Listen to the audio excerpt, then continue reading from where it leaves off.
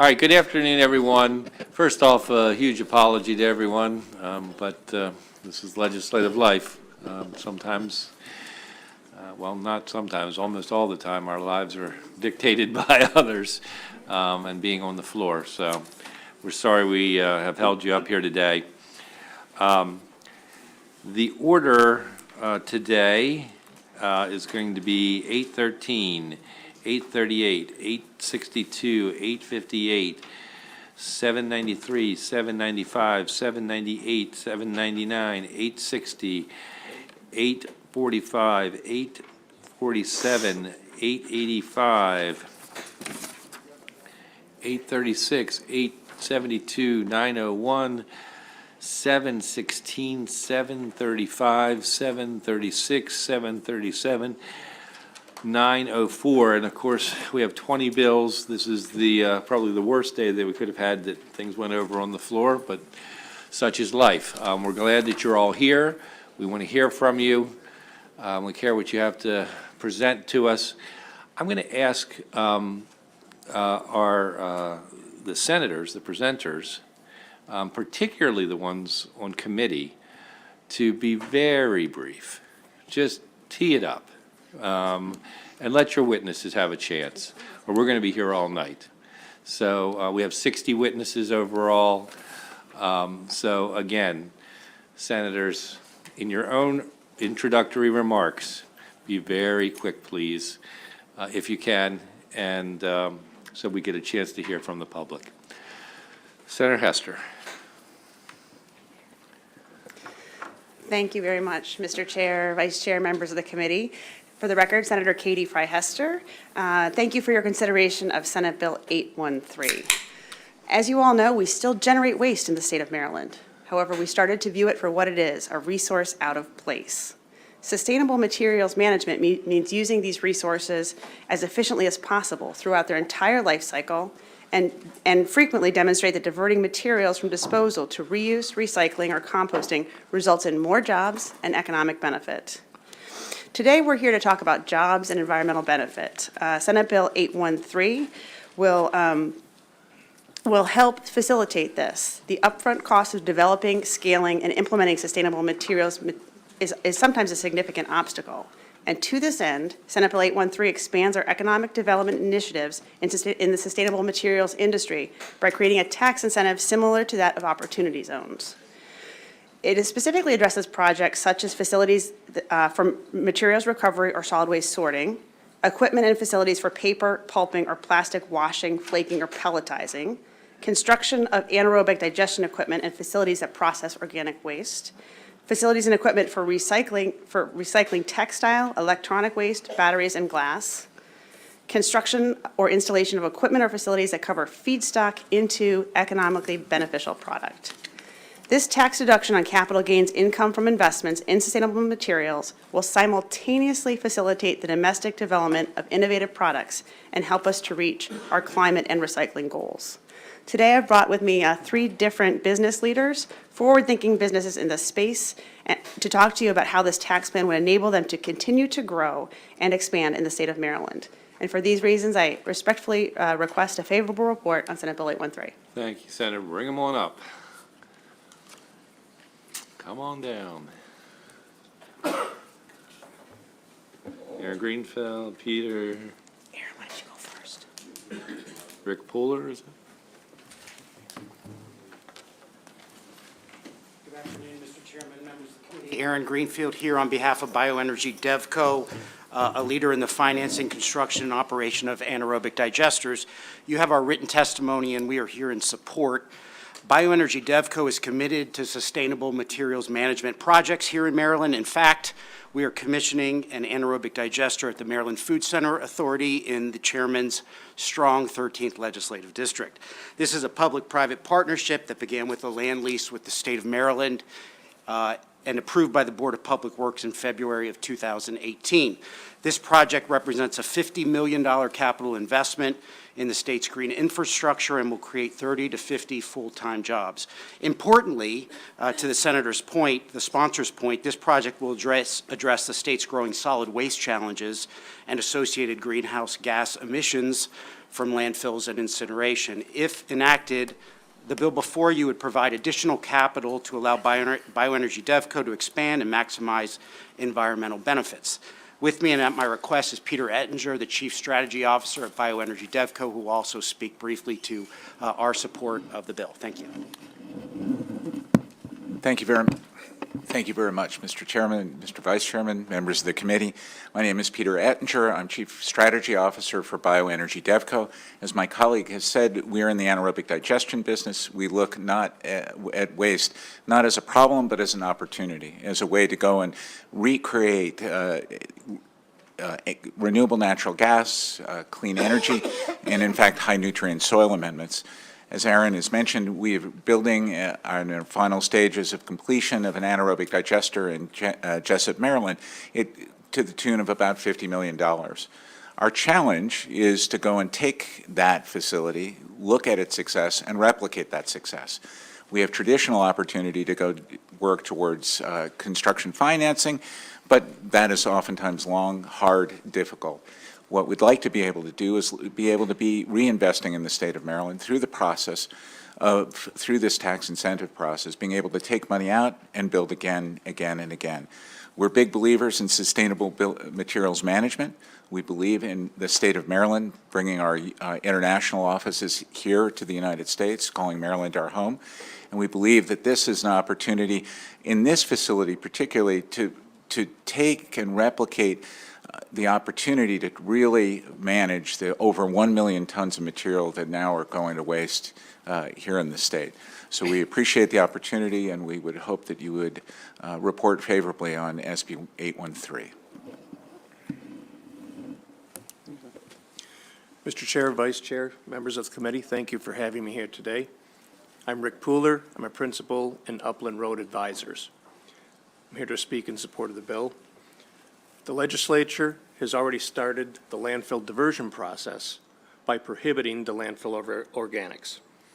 In response to this prohibition, a successful anaerobic digestion business model is growing across the state.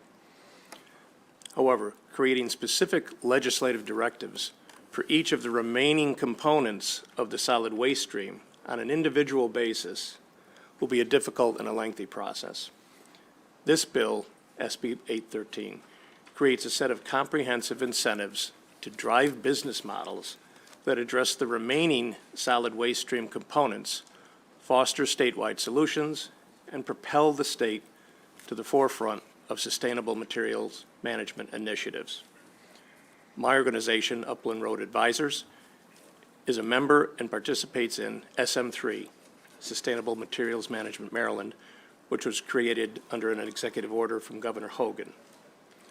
Upland Road has technology that can recycle, reuse, and repurpose all components of the solid waste stream, and we can do it on the scale contemplated in SB 813. Our business model allows for collaboration with existing and new complementary technologies, such as that of Bioenergy DevCo. Upland Road stands ready to work in partnership with SM3 and other businesses and communities across the state to help Maryland create sustainable solid waste management solutions. This bill will help drive those solutions. Thank you.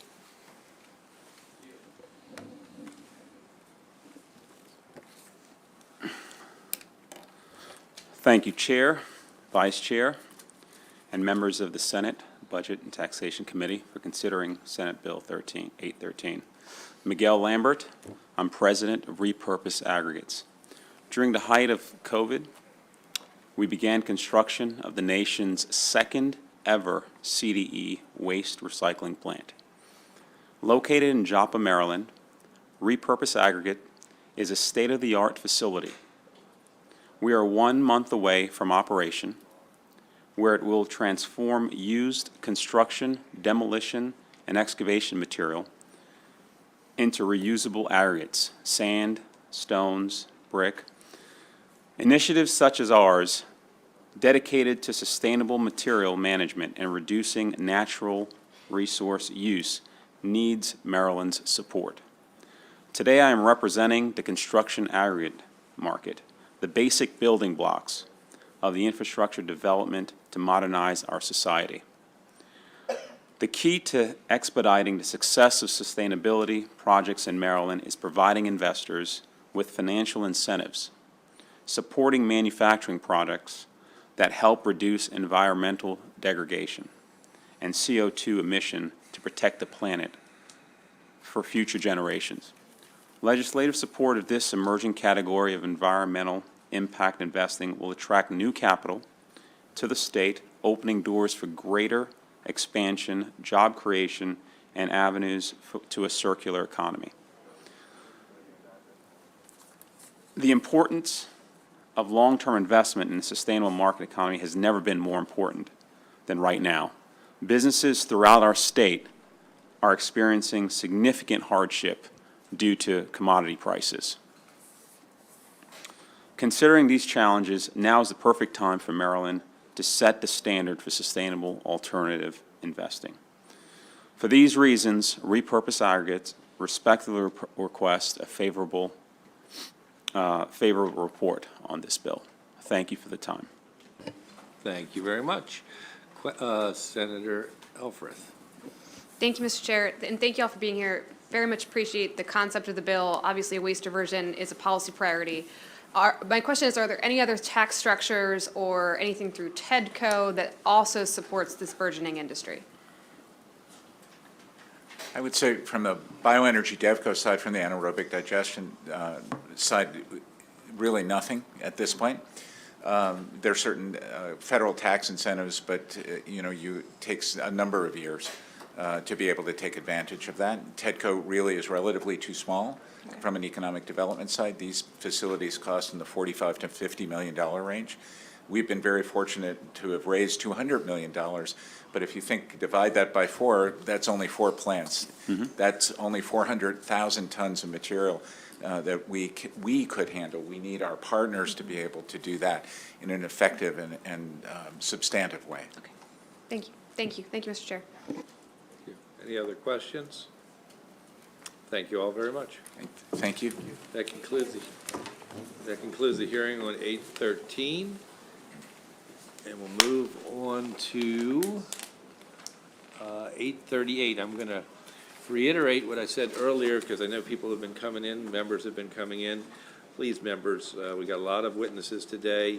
On your own presentations, just quick tee it up and let your witnesses speak for the bill. Senator Young. Thank you, Mr. Chair. I heard your directions and will follow them. 838 provides a sustainable funding source for Maryland statewide Specialized Transportation Assistance Program, better known as STAP. STAP provides funds for each of the jurisdictions to transport the elderly and disabled that can't use public transportation and get around for other means. And it gives them the opportunity to live with dignity and age in place much better than they can right now. The funding's been stabilized for 20 years and the costs have increased drastically. So the purpose of this is to stabilize STAP by providing a level funding and an adjusted base each year. The Transit Caucus has endorsed this, as has Maryland the MACO and 3 other organizations.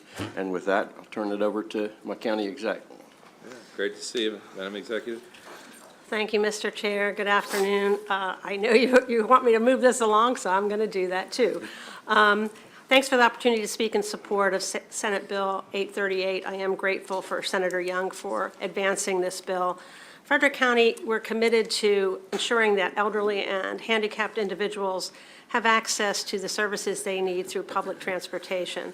And this has been particularly crucial to our elderly population, which is increasing all across the state as baby boomers generation age, and I'm part of that. Our Transit Plus service is a demand response curb-to-curb paratransit service for seniors and people with disabilities. It allows individuals who require accommodations to access public transportation the ability to participate more fully in our community. But I will tell you that most of the people using this service are going to a medical appointment.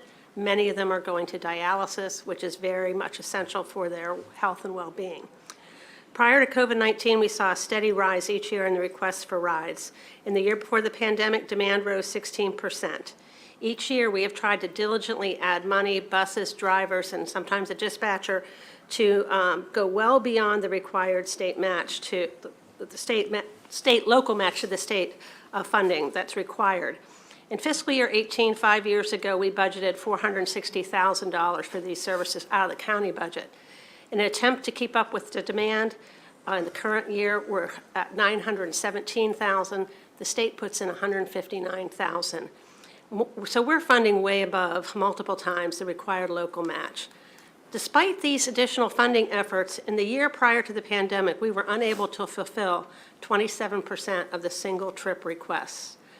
So we estimate this deficit will continue to grow, not only because the cost of the service grows, but more because the population of people needing this service has grown. It is the least cost way to keep people in their home when they are seniors or disabled. And I have suggested, people said, why don't they take a taxi? We have taxi access. And I want to say it's really important for our seniors. They trust our transit drivers. They help them get on. They help them get off. They help them get into their doctor's appointment. They're trusted people. A lot of the elderly do not want to, are actually afraid to get into a cab. So it really is an essential service.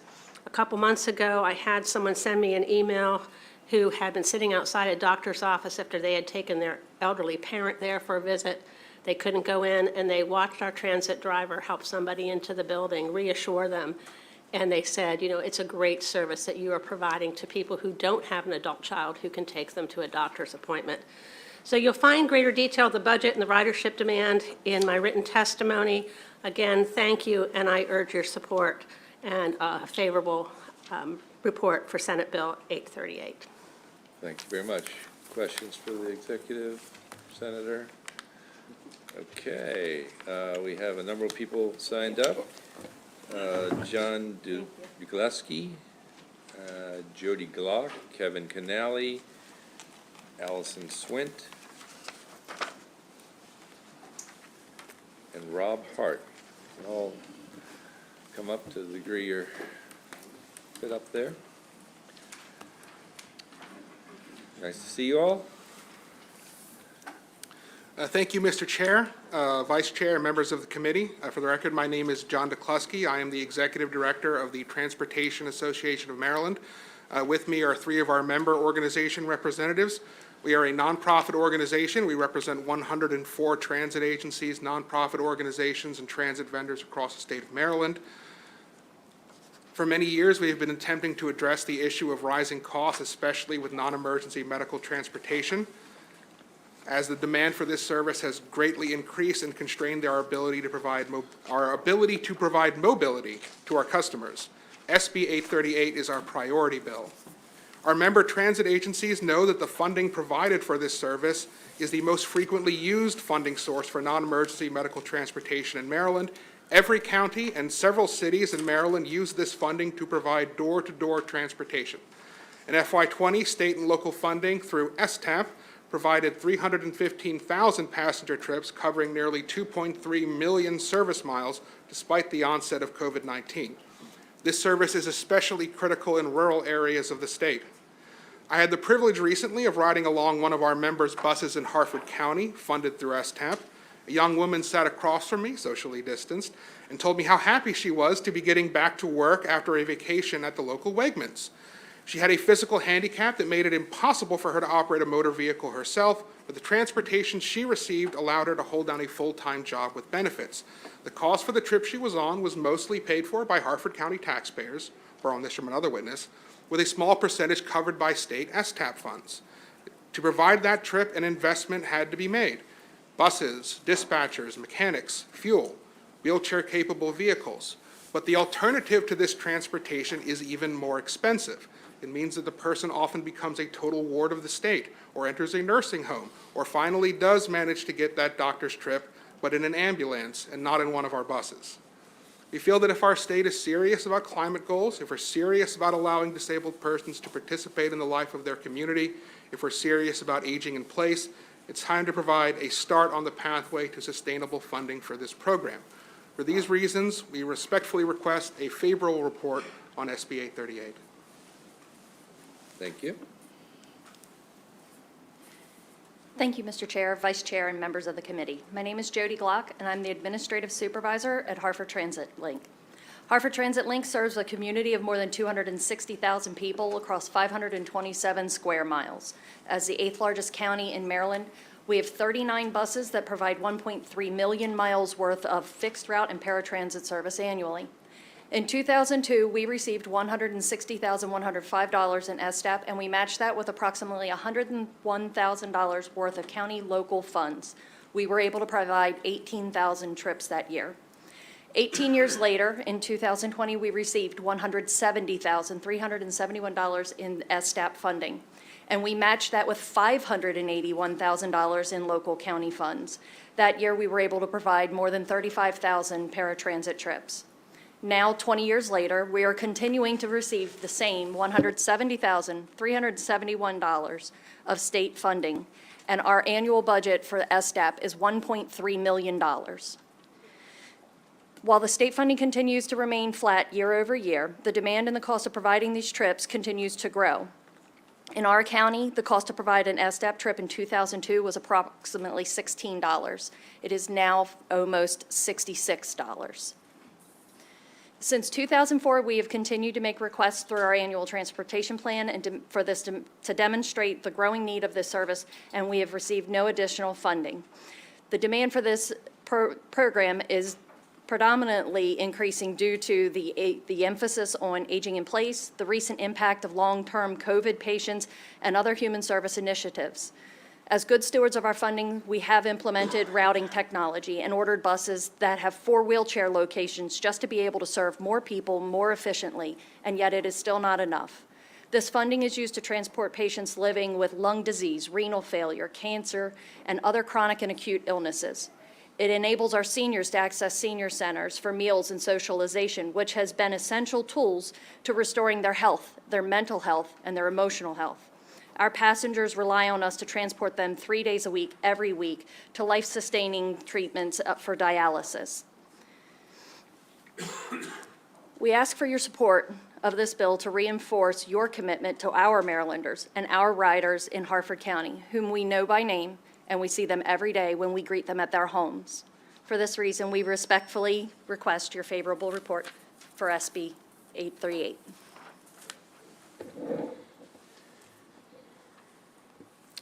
Good afternoon. Thank you.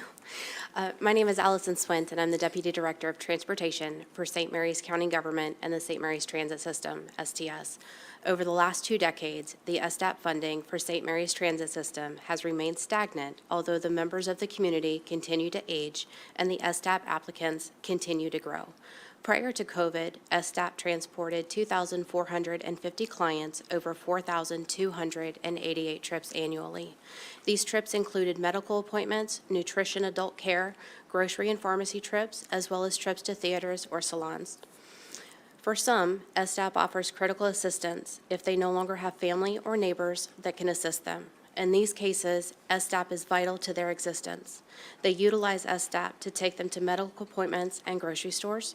These clients have no other assistance, and without STAP, they would have no way of getting to these appointments, their medication, or food. For others, STAP offers quality of life, the ability to socially interact with others. These individuals go to places like the community centers, senior centers, in addition to those locations previously mentioned.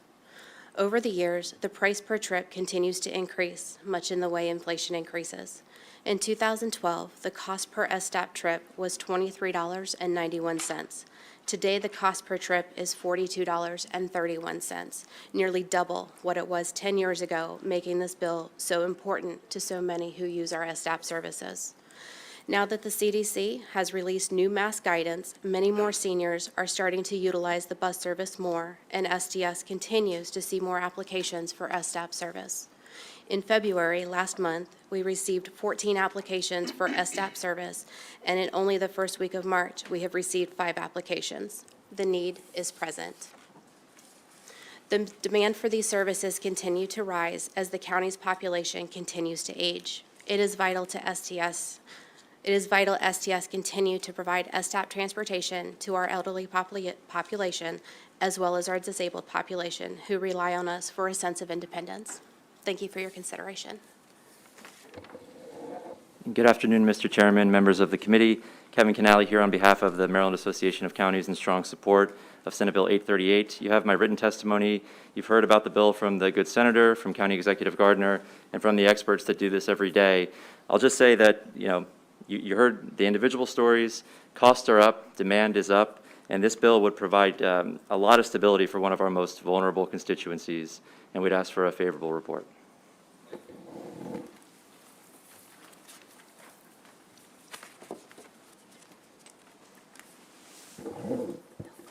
Good afternoon, Mr. Chair and Mr. Vice Chair.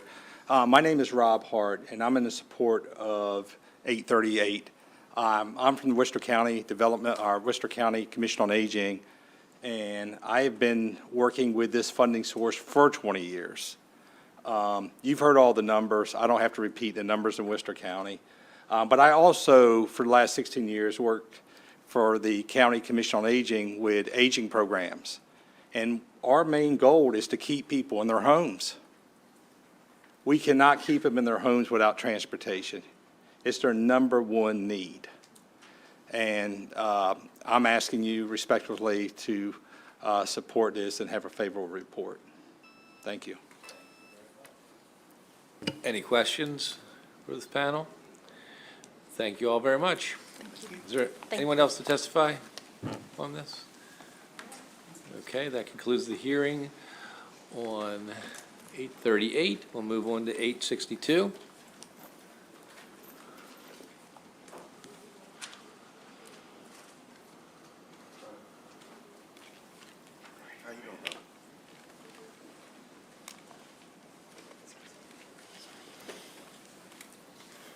Thank you. Mr. Chair, I'll try my best to be very brief. It's a very simple bill. For the record, Corey McCray, Senator for the 45th Legislative District. With me, I have Ms. Durrett and Ms. Hughes. Just coming to you in reference to Senate Bill 862.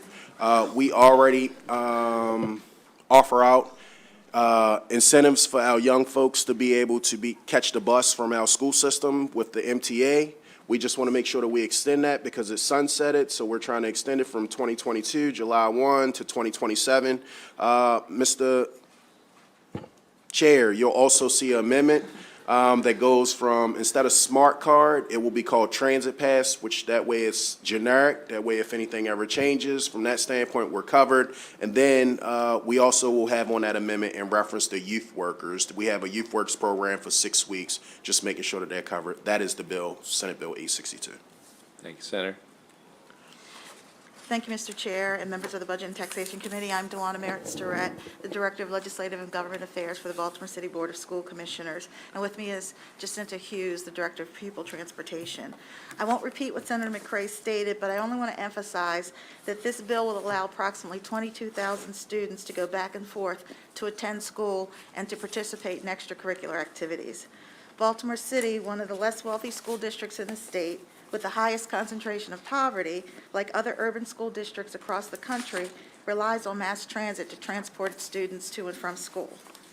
This legislation will only codify existing practice, as the MTA has not charged the school district for ridership, even after the original legislation sunset in 2021. Again, thank you for your consideration, and on behalf of the families and the students of Baltimore City Schools, we urge a favorable report. Thank you very much.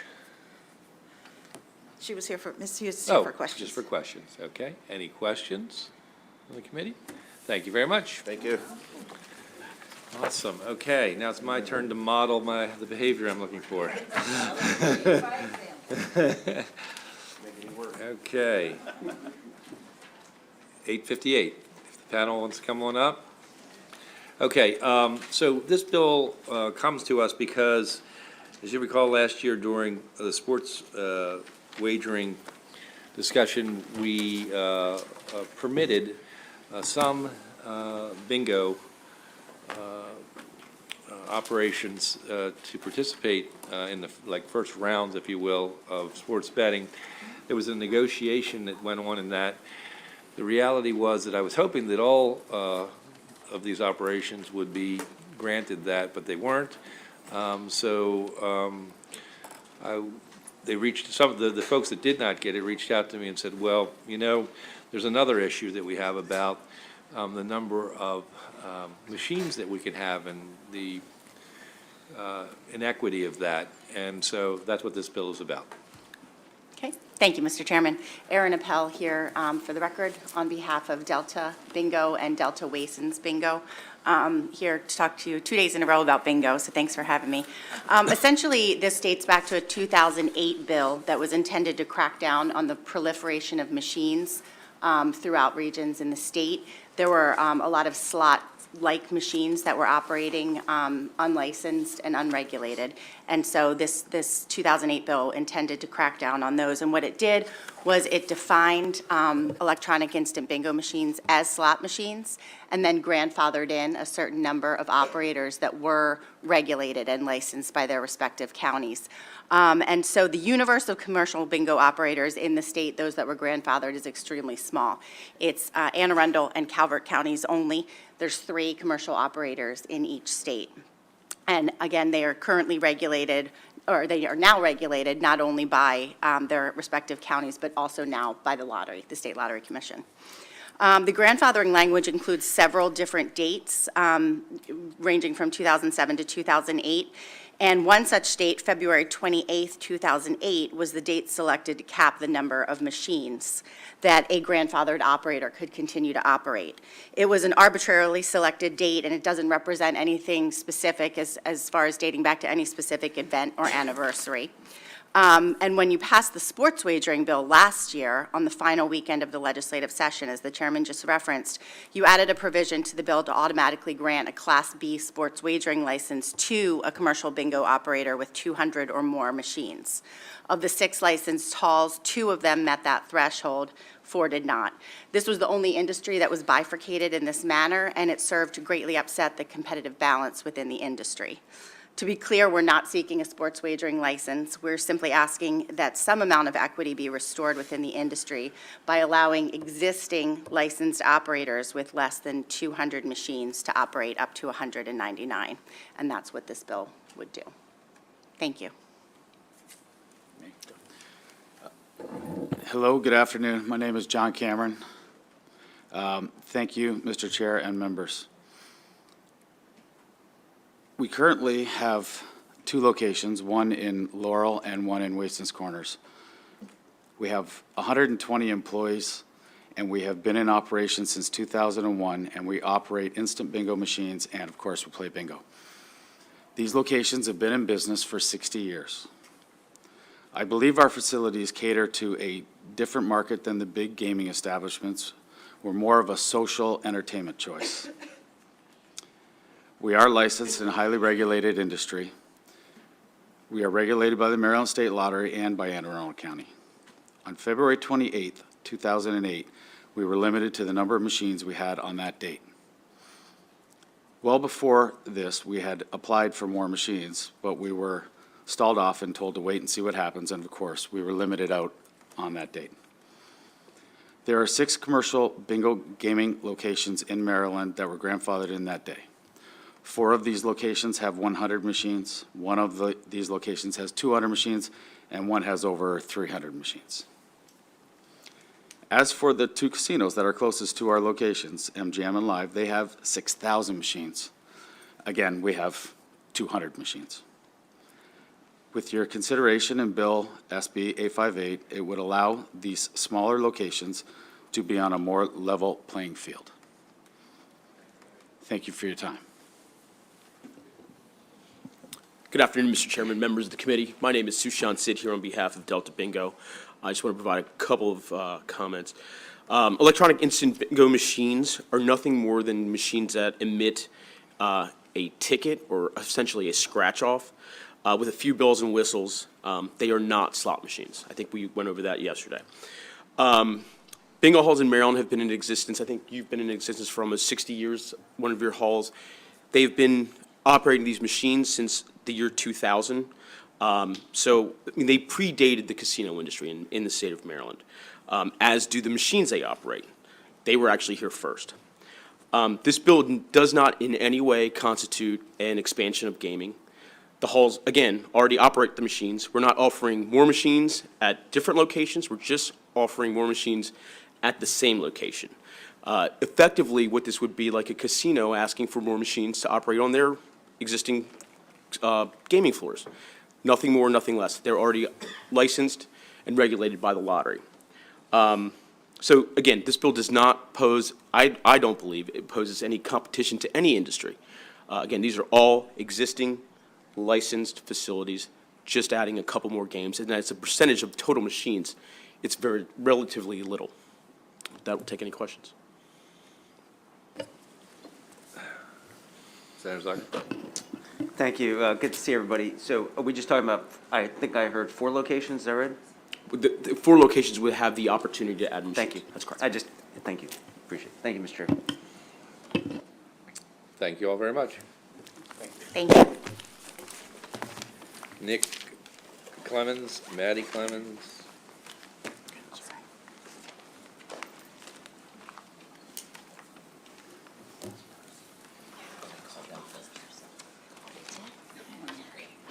So you can all come up if you're part of a panel, that's fine, whatever you want to do.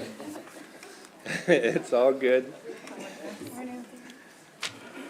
Hi, good afternoon, Hi. Mr. Chairman, members of the Budget and Taxation Committee. My name is Nicholas Clemens, Nick Clemens for short.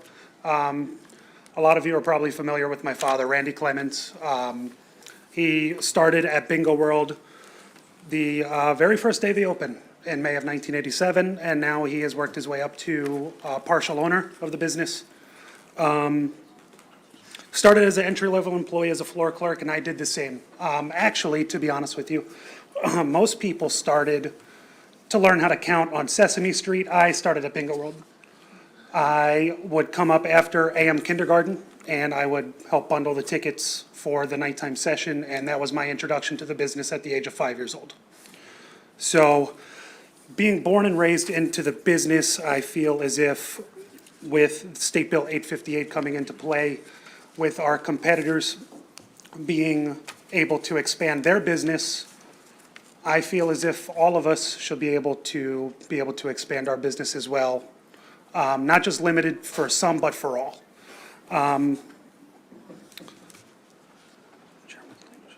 The entire industry, when the casinos came into play, the big casinos, when they came into play and suffered an entire hit, it suffered a big hit in attendance, in revenue. All of our competitors, we've all suffered the same, and we feel as if that, yes, we do have 200 machines, we are locked in at 200 machines. With the expansion of more machines, we could continue to provide more for our business, our families, as well as the community. I would be remiss to, again, thank you again for last year's Senate hearing with the sports wagering and granting us our license. It secures my family's future, that I had a good living growing up because of bingo, and now my daughter will be taken care of because of that, and I want to sincerely thank everybody for that. Again, we do support Senate Bill 858. We are in favor of 858 with tiny amendment that, not just for some, but for all. Thank you for your time. Thank you. Good afternoon, Mr. Chairman and members of the Budget and Taxation Committee. Thank you for the opportunity to testify today. For the record, my name is Madeline Clemens, and I am here testifying favorably with amendments on Senate Bill 858. Personally, I started at Bingo World in 2017 after graduating from Towson University. I am currently a licensed manager, and I also head most of our marketing efforts. Although I am a family member, I feel extremely fortunate to work in such a progressive work environment. At Bingo World, over 70% of our employees are either women or minorities, and almost half of our managerial staff are women as well. An amendment to this bill that would allow us to also add new machines would greatly benefit our customers. As technology and the gaming industry evolve, it is critical for us to try to keep up as best as we can, and we believe that this would allow us to do just that. This would also allow us to continue to participate in and give back to our community through all of our philanthropic efforts. Over the past decade alone, Bingo World has raised close to $1 million for Maryland Special Olympics, a cause near and dear to our hearts. As we grow and expand, we will be able to continue and hopefully increase the amount of important work like this participating back into the community. Thank you again for your consideration of this amendment, and I thank you all for your time this afternoon and the opportunity to testify. Thank you. Thank you very much. Questions from the committee? Thank you. Next up, it looks like we got a rod and reel panel. Is that right? Pamela Rathborn, Tanisha Wills, Mary Lanham.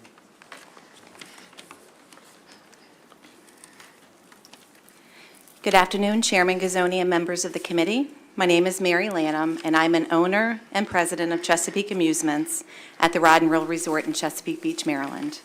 We are a family-owned and operated business since 1946 and are proud to be in the gaming and hospitality business. As a fourth-generation owner, I have worked at the Rod and Reel for 39 years, getting my start as a floor clerk at Bingo. We have played live bingo since 1979. We have had electronic pull tab devices since 1995 and currently have 278 machines. We are regulated by the Maryland Lottery Gaming Commission Authority and have a great working relationship with them. To keep our place in the market, we are currently investing millions of dollars in the redevelopment of our company. This new development will update the amenities for our guests and will also strengthen our commitment to improve the quality of the Chesapeake Bay. This is the largest economic development project in the history of Chesapeake Beach. It's been said that this bill would help to right a wrong, that this bill was created to reestablish an inequity that was created last year, because 2 of the 6 locations were included in the sports wagering bill. With all due respect, those 4 other operators can still apply for a sports betting license. We are very excited for the early opportunity that we were granted, but it is still an unknown for us. There is a major financial investment and a lot for us to learn. Bingo is the business that we know. I think it's important to mention that our founder, Gerald Donovan, was the one who pioneered and received approval for these machines to be placed in the state of Maryland. We are the Chesapeake in Chesapeake versus Riddle. The road was paved by him to allow any other locations to have these machines. The increase in machines should apply equally to all 6 commercial operators who currently have machines. This bill as it stands would upset the balance that was established by the beginning of the grandfathering provision. We would hate to see a situation where some bingo operators were able to increase their machine count to as much as 134% and others would be left behind. Years ago, we took a significant decrease in revenues when the casinos opened, and recently the hospitality industry was one of the hardest impacted from the pandemic. We weathered both of those storms, and I'm not too sure we could weather this one. On behalf of our team members and our family, we asked to be included in Maryland Senate Bill 858 with an amendment to allow all 6 bingo halls to increase their machine count by 25% across the board. This is a more manageable increase for the operators and would lower the risk of compromised facility standards and internal controls. We urge a favorable recommendation with the amendment I have proposed. This is extremely important to our future. Thank you. Thank you. Good afternoon, Chairman and committee members. Thank you for taking the time to hear our testimonies. My name is Pamela Rathbone, and I am the Director of Gaming for Chesapeake Amusements at Rod and Reel Resort. I have worked for the Donovan family in total for over 32 years. I started at a young age, left for a few years, and returned almost 19 years ago as the gaming operation was expanding. Chesapeake Amusements has offered me the opportunity to work and live local while offering full benefits packages that compete with big businesses, including free medical insurance, life insurance, short and long-term disability, 401k, and more. It is a small family-owned business that has built its foundation on their mission statement and core values. They not only treat their employees like family, but their guests as well. It really is a place where everyone knows your name, and I'm proud to be a part of that. We are in support of the Senate Bill 858 with amendments. Not being included in this bill would be detrimental to the future of Chesapeake Amusements. As worrisome as the pandemic is, it was another situation that made me realize how proud I was to be a part of the Roddenreal family. Every employee was paid 100% of their pay while we were closed. Team members were given meals for their families weekly, and we were very thankful that we didn't have to lay anyone off during that time. We are just starting to rebound from this, but with the bill presented as it stands, you will be putting us in jeopardy again. Please consider an amendment to include us to make it fair for everyone, and please consider our needs before you pass a bill that could possibly hurt us. Thank you for your time.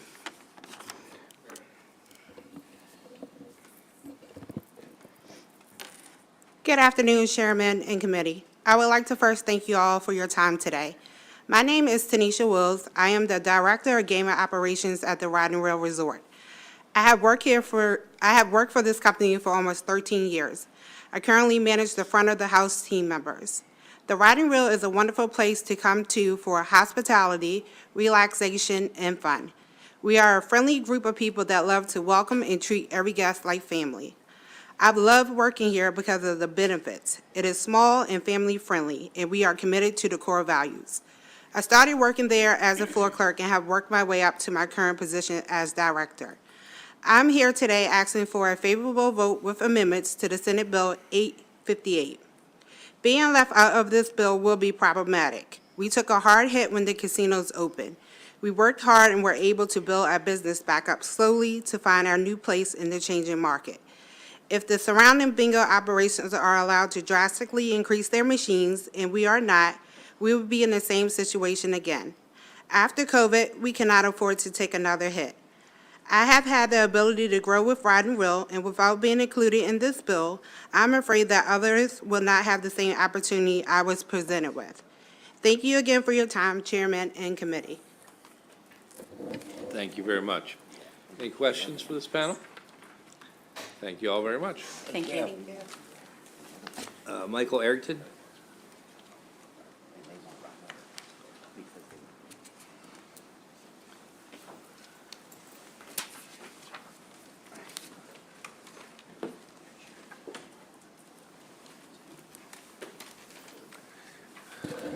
Good afternoon, Mr. Chairman, members of the committee. For the record, my name is Michael Arrington. I'm with Capital Connections, and I'm here in support of Senate Bill 858 with one small caveat. I had an opportunity last year when the committee expanded the opportunity for sports wagering to the bingo operators.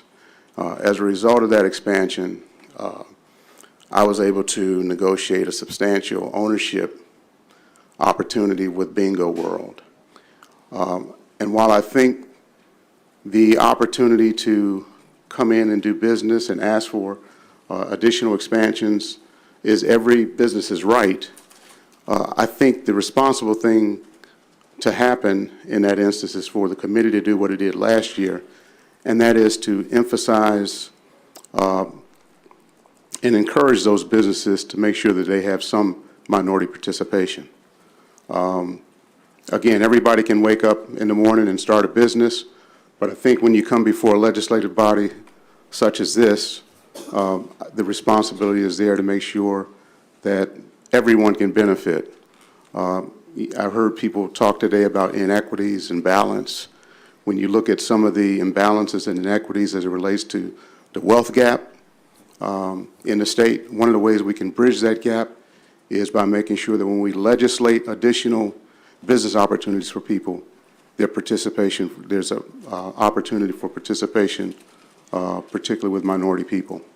So having said that, I support Senate Bill 858, and I thank you for the opportunity to come before you today. Thank you very much. Questions for the witness? Thank you very, oh, yes.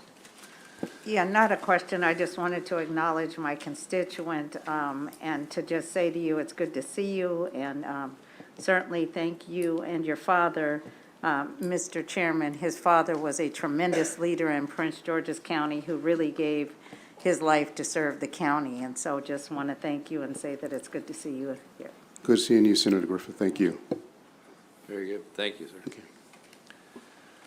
Okay, I believe that is it for that bill. Yes, no other witnesses? 1 second.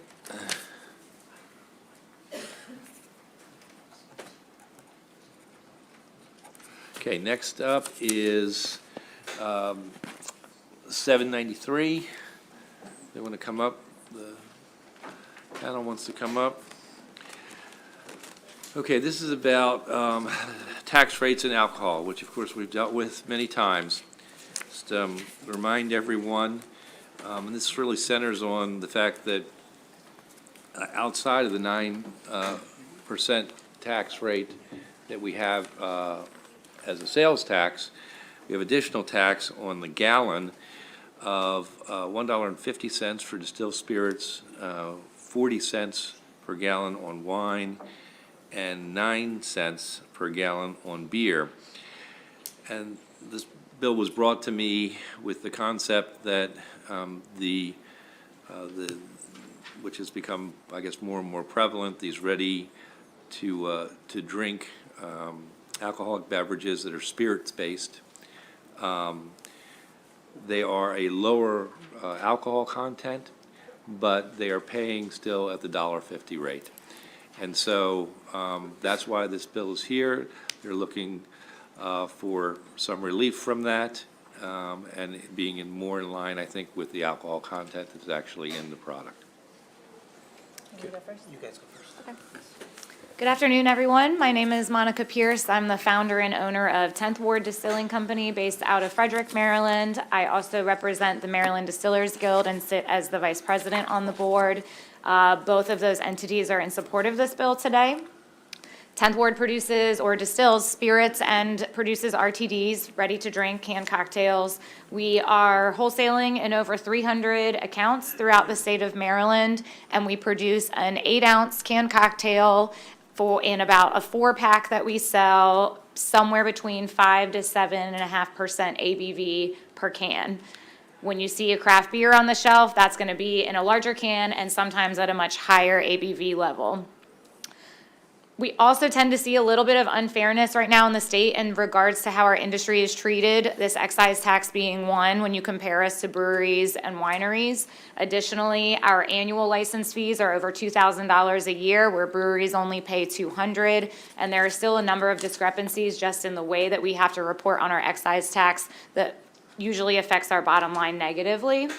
Lastly, the margins and the costs that we face because of this tax and because of other items, things like overhead, having to compete on the shelf, supply chain issues, cause us to have to mark our canned cocktails at a higher price than other canned products that are at a similar ABV on the shelf.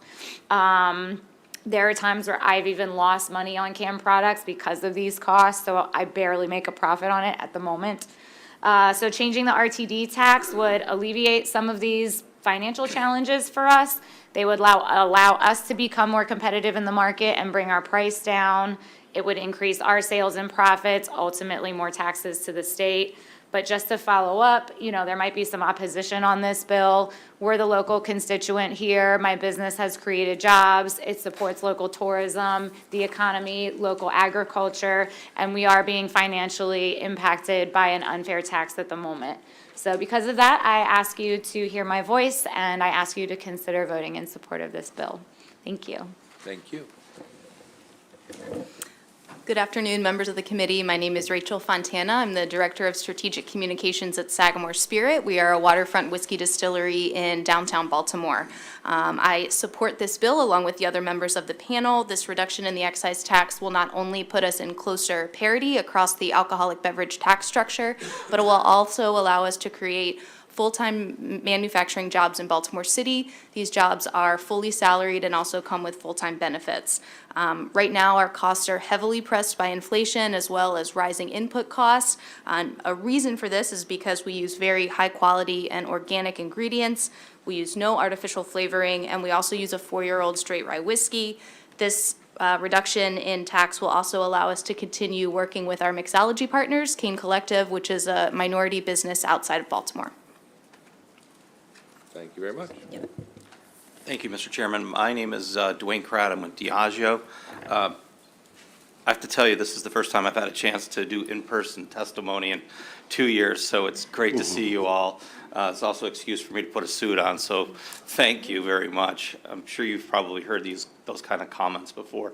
This is a very simple bill. It's a tax fairness bill. If you see my testimony and/or the graphic from Discus, we have like-minded products in terms of alcohol content, and we pay 17 times more in taxes for those products. It creates an unfair market. It creates an unfair competitive market, and while we are not asking to go down to 9 cents, we do feel it's appropriate to go down to 40 cents. That'll give us an opportunity to invest in this category and compete on a much more fair playing field. The fiscal note, I want to talk about that, and my colleague will probably spend a little bit more. I would suggest to you that instead of losing money, the state's going to actually gain money, and it's quite simple. Why? These products compete against your seltzers, your other beer products. I'm not going to mention brands. Those products are still going to be 9 cents a gallon. These products, if the legislation were to pass, would be 40 cents a gallon. The substitution is going to be from a higher to a higher product. I believe the fiscal analysis basically just said, hey, this is the spirit rate. They're going to lose some volume because it's 1.8% or something of the market, and that's going to come off of the full spirit rate. That's not what's going to happen.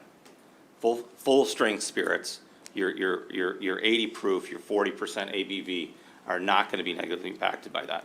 And then the other final point I want to make is this is not something that's out of the ordinary. There are almost half the states have created a mechanism for a lower tax rate for low alcohol content spirit products, and we believe that's appropriate. Taxation, alcohol is alcohol is alcohol. It doesn't matter if it came from beer, wine, or spirits. It's the same chemical alcohol, and we'd like to be able to compete on a much more even playing field. Thank you. Thank you, Senator, and good afternoon, everyone. My name is Jay Hibbard. I am the Senior Vice President for State Public Policy for the Distilled Spirits Council. I'll try not to repeat too much, and you have gotten written testimony that gives you a lot more details. As Dwayne mentioned, the current tax rate on distilled spirits or spirits-based RTDs is 17 times that which is now on the shelf from the malt or sugar-based. This tax burden, you heard it here locally, but it's been cited as a reason for folks not entering this market. I do want to spend just a moment on the state's fiscal note. Dwayne referenced it. We believe, in fact, that this will create $8.6 million in new revenue for the state of Maryland, and the reason is that 91% of the current seltzers that are sold or ready-to-drinks being sold in the market are malt or sugar-based, and 8% are spirits-based and 1% are wine-based. So sales of these spirits-based RTDs will not be taking away sales from full-strength spirits. That market will continue to grow. This is a competitive issue between beer, wine, and spirits, and let the consumer make the decision on what they would like to choose. A couple other things I do want to touch on. Contrary to what you're going to be told, distilled spirits are not harder than beer or wine. I suspect in a short while you are going to hear the terms hard liquor 2 or 3 times. And the fact is, there is just as much alcohol in a standard serving of beer, wine, or distilled spirits. There is, in fact, no beverage of moderation. There is no beverage of moderation. There is only the practice of moderation. My full submission has some additional details in it. You heard notes on the distilled spirits industry here in Maryland. It generates nearly $2.3 billion in economic activity, $292 million to communities and the state in taxes. And this piece of legislation will help continue that growth curve that has been enjoyed here in Maryland. It's common sense. As Dwayne said, nearly half. It's 24 states in the country already have established a lower tax rate on lower alcohol products. And so this is not unusual policy at all. Making the change is going to create more jobs and a more level playing field, and we'd encourage your support. Thank you very much for your time. Thank you. Mr. Chair, Vice Chair, Committee, thank you for your time. My name is Marcus Stevens. I am the Executive Vice President of Marketing at Sagamore Spirit Distillery in Baltimore. And if I could make one more point in support of this bill, this reduction in excise tax helps us ensure that we can continue our partnership with the Maryland agricultural community. To date, we have harvested over 1 million pounds of rye that we distill into whiskey to put into our ready-to-drink canned cocktails. We support farmers by paying for their seed up front, as well as agreeing to a set price no matter the yield that is delivered, which gives them an entire new season of harvest as well as a new revenue stream. This tax reduction will allow us to continue this mutually beneficial partnership with the Maryland agricultural community, and we ask for your support. Thank you very much. Thank you. Any questions for the panel? Senator Young? Thank you. No question. Just wanted to welcome Monica Pierce here. I don't know if I should say this. Might make us look like a drinking town, but we have more breweries and distilleries in Frederick than any place in the state. And there are 5 breweries and 2 distilleries with probably a 2-block area. And we want to keep them going. They draw huge crowds down there. It's been great for tourism. It's been filled empty spaces, and it's just been a fantastic boost to an already thriving downtown. Very good. Thank you, Senator. Very good. Thank you all very much. Thank you. That concludes all of the ones on the pro side. Is that correct? On the pro panel? I think so. Okay. Jim McGreevy?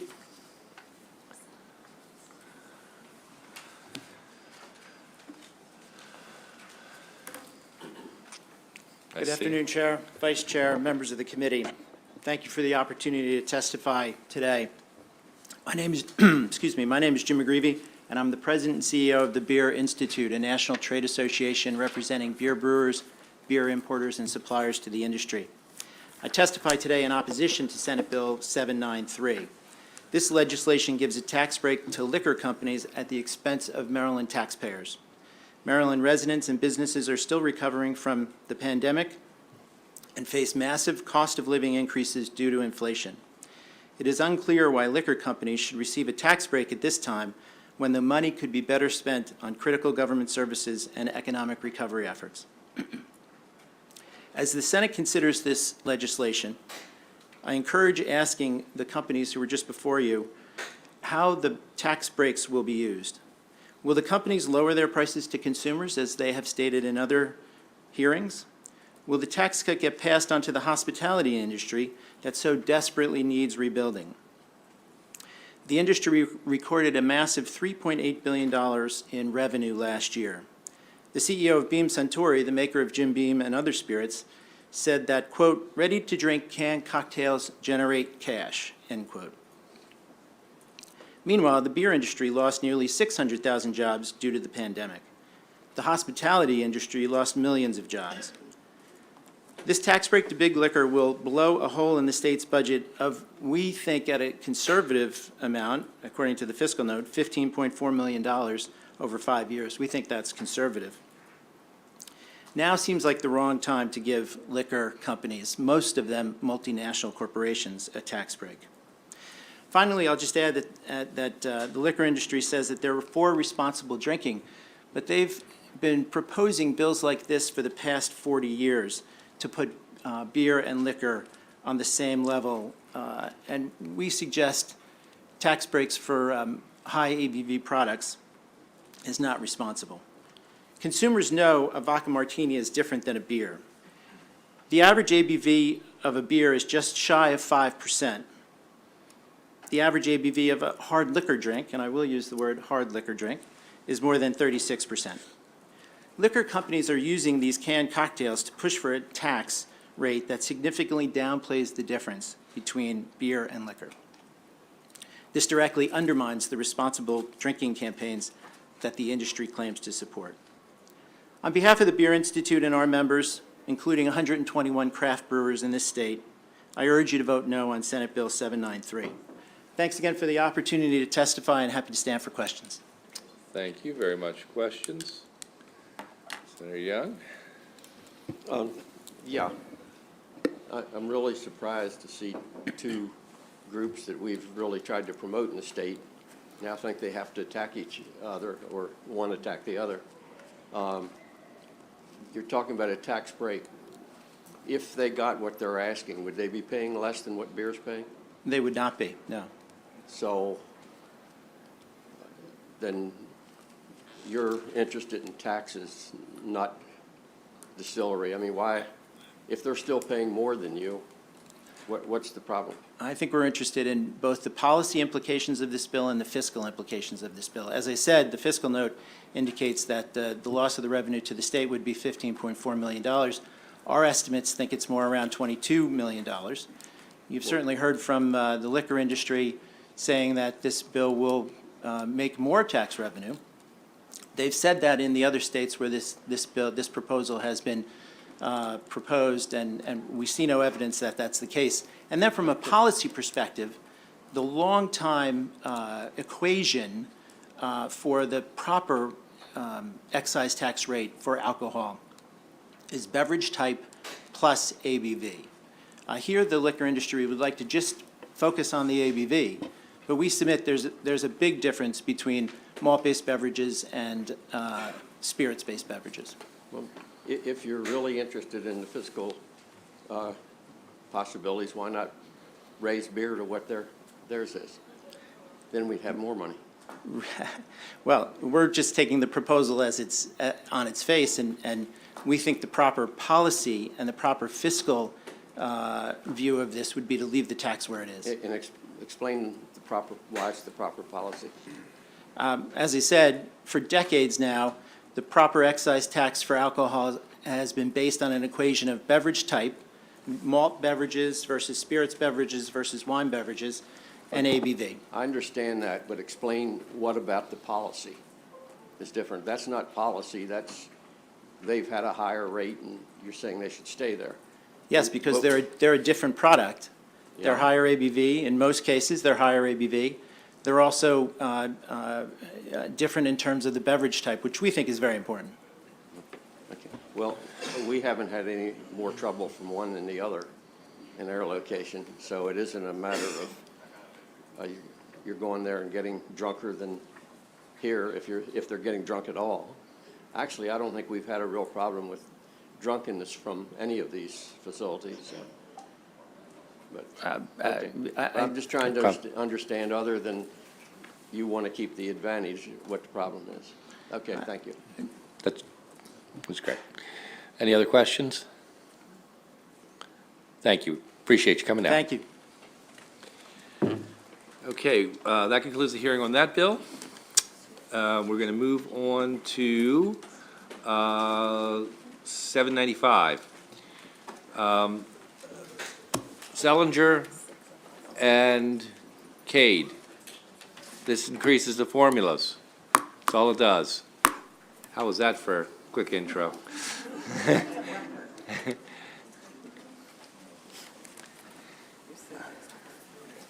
I'm modeling, I'm modeling.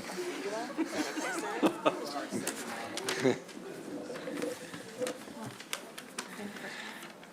go first. Good evening. Thank you, Chairman and members of the committee, for introducing this legislation. You took one of my bullet points already, Mr. Chair, so I'll skip to the second two things I'd like to say. I want to talk a little bit about the Cade formula and then what's changed over higher ed for the course of the formula and its existence. The Cade funding formula was established in 1996, first funded in 1998. It's taken 25 years. This is the year we are hoping that we finally achieve the full funding of Cade with a 29% tie. This bill actually restores that. It changes the Cade formula and the Baltimore City Community College formula back to what it was prior to being changed in the Budget Reconciliation and Financing Act in 2011. It used to be 30%, and it was changed, and we're just now coming out of that policy change as a result of that BRFA legislation from 2011. And it's taken its toll on our institutions. And the other point I want to really describe to you is what all has really happened and why this restoration of our formula percentage ties is helpful. You think of the things that have happened in regards to legislation that has passed that has required us to do a lot more at our institutions, and rightfully so. There are things that we should be doing. Naloxone and training, sick and safe leave implementation, campus climate surveys, campus police firearm training, mandatory reports, changes in several mandatory reports, Veterans Affairs coordination, Title IX training and support and coordination, collective bargaining implementation. And we have a lot of other legislative ideas that are out there this year alone that would increase our cost. And when we can't have the funding formula do it, we have to raise it in tuition, or we have to cut services to other students. So this bill will just help us be able to afford the changes that have happened over the last 25 years in Cade. And again, it's a restoration of what the formula originally was at 30% prior to being changed in a BRFA. Again, you shouldn't be making policy decisions in a BRFA to begin with. And what's really important about Cade and our funding, it's not a year-to-year increase. It's a percentage that's tied to the four-year funding level. And this is a major point for us. It's an equitable distribution once we reach this full funding. And whenever that reduction is made, it creates an equity gap in our funding, and it's privileging one segment more than another. And we think if we can establish this link, we want to weld it and make certain that the formulas are working in the correct manner. And with that, thank you very much and hope for your support. Great, thanks, Mr. Chairman. Members of the committee, I'm Sarah Fiddler from the Maryland Independent College and University Association. In the interest of time, I've provided you a great deal of demographic information about our institutions attached to my testimony. We are very proud of the fact that we serve about 24% low-income students, and almost half our students of color of our 58,000 students throughout the state. Again, as most of you know, we use 85 to 90% of our Sellinger funding for financial aid, and what the bill will do is to, like Brad was describing on Cade, bring the Sellinger funding to 16% where it was years ago. We appreciate the sponsor's decision to honor this commitment that was made by a past legislature, and we are looking forward to continuing to serve the students of Maryland in the way that you've come to expect of us. We also use Sellinger funding for other programs besides financial aid, and again, in the interest of time, I've described some of them in my testimony. We also really appreciate the leadership of the Education and Business Administration Subcommittee that has asked us for a comprehensive report that we hope to get to you by tomorrow, Senator. It might have to push into next week. I want to make sure that it is robust, and we appreciate the suggestion. Beyond that, again, I've given you very long testimony, so begging your pardon on that. Attached to my testimony is information from every one of the MICUA institutions about how they use their Sellinger funding. I know a lot of you have asked me that question. Goes into detail about how much of it is used for financial aid, what are some of the programs they're specifically using to target low-income and minority students, and some of the programs and supports, mental health services, technological enhancements in the classroom, business partnerships that they've also been able to do. So we are so grateful to you for any help that you can provide. And today I have brought a guest speaker, President Brad Sims from Capital Technology University. Capital Technology is one of our smaller and more diverse institutions. So, Mr. Chairman, if it's okay, I'm going to let Brad continue. All right. Chair Gazzoni and members of the Budget and Taxation Committee, my name is Brad Sims. I'm president of Capital Technology University in Laurel, Maryland. We strongly support SB 795. Just a little bit on Capital Tech. So we're small. We only have 800 students, approximately. About half of those are undergraduate students. 76% of our undergraduate students are from Maryland, and 66% of whom are from unrepresented communities. So we are a minority-majority university at all three levels, the bachelor's, master's, and doctoral levels. And most of our students, as you can imagine, stay within the state when they graduate, and they work for either the federal government or one of the contractors in the region. We're located right between NASA and NSA, and that's a lot of students actually work at those agencies as well. We also educate undergraduate adult learners whose average age is 28 years old. And in 2021 academic year, we conferred 184 degrees, but we only offer STEM degrees or management of STEM. So those were degrees like in cybersecurity, electrical engineering, computer science, data science. Even during COVID, our undergraduates had an excess of 85% placement rate with the industries in Maryland. We also, for our undergraduates, we guarantee them, we have a capital commitment that if you don't have a job in 90 days in the market area, you can get a certificate in that area for free from us. And starting this year, for all of our undergraduates, we guarantee them a starting salary of $50,000 a year. Otherwise, we pay theirs and their parents' student loans quarter payments until they exceed that. Obviously, there's a high demand for our students because of the marketplace. At Capital Tech, we use the vast majority of Selinger funds for financial aid, 90%. So because we're small, the numbers are smaller than the bigger university, obviously. So in fiscal 21, we received $671,000. We used 90%, or $604,000 for the purpose of financial aid. This reached over 90 students for an average of $6,500 per student. We used the other 10%, or $67,000, for technology enhancements to promote and increase our access for our students. We implemented new software systems for support, delivery, and recording of online courses. The Selinger funds are extremely impactful, as you can imagine, for our students, especially during the pandemic times. And we really appreciate and support SB 795. Yes, you can finish your sentence. Okay, questions for this panel? Senator Young. No question again, but I have to say this. I'd like to ask the committee not to hold it against the independent colleges and universities for stealing one of the best employees that he ever had, and Sarah. We will honor that request. Okay. Was there anyone else who was here? Yes.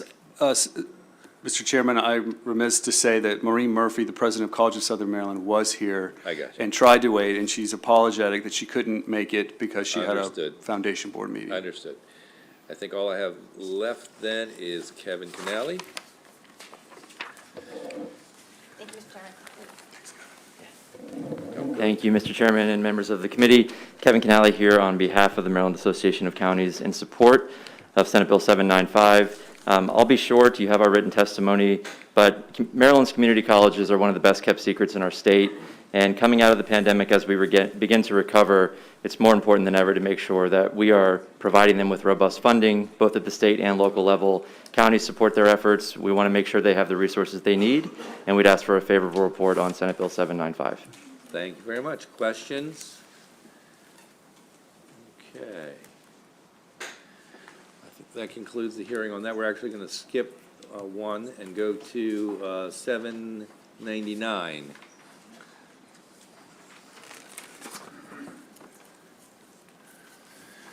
If you liked the one before, you're going to love this one even more.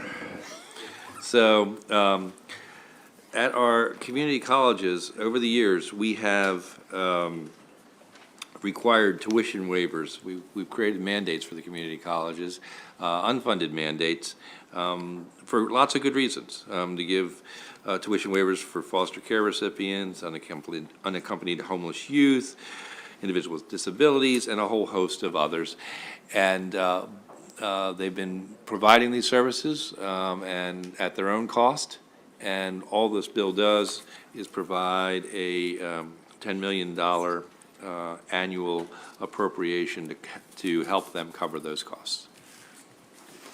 Well, again, thank you, Mr. Chairman and members of the committee. My name is Brad Phillips, Executive Director for the Maryland Association of Community Colleges, and we support this legislation. It's important for you all to understand that we're not against homeless youth or children of students with disabilities or foster care recipients. We support this population, but the incentives of which you have as far as waiving their tuition sort of creates a perverse incentive to help this population. And this legislation would really help us be able to provide the services and support to help this particular population that needs it dramatically. And we need interpreters, we need tutors to help this population, and having this funding will go a long way in helping us achieve their educational attainment goals. With that, we just want your support for this legislation, because it's not necessarily one pot of money or foster care students or senior citizens. It's when you put it all together that it really adds up. And $10 million will cover the mandated amount that we're losing with this population. So that's why this is important for us, and we thank you very much for your support. Thank you. Questions? Kevin Canale?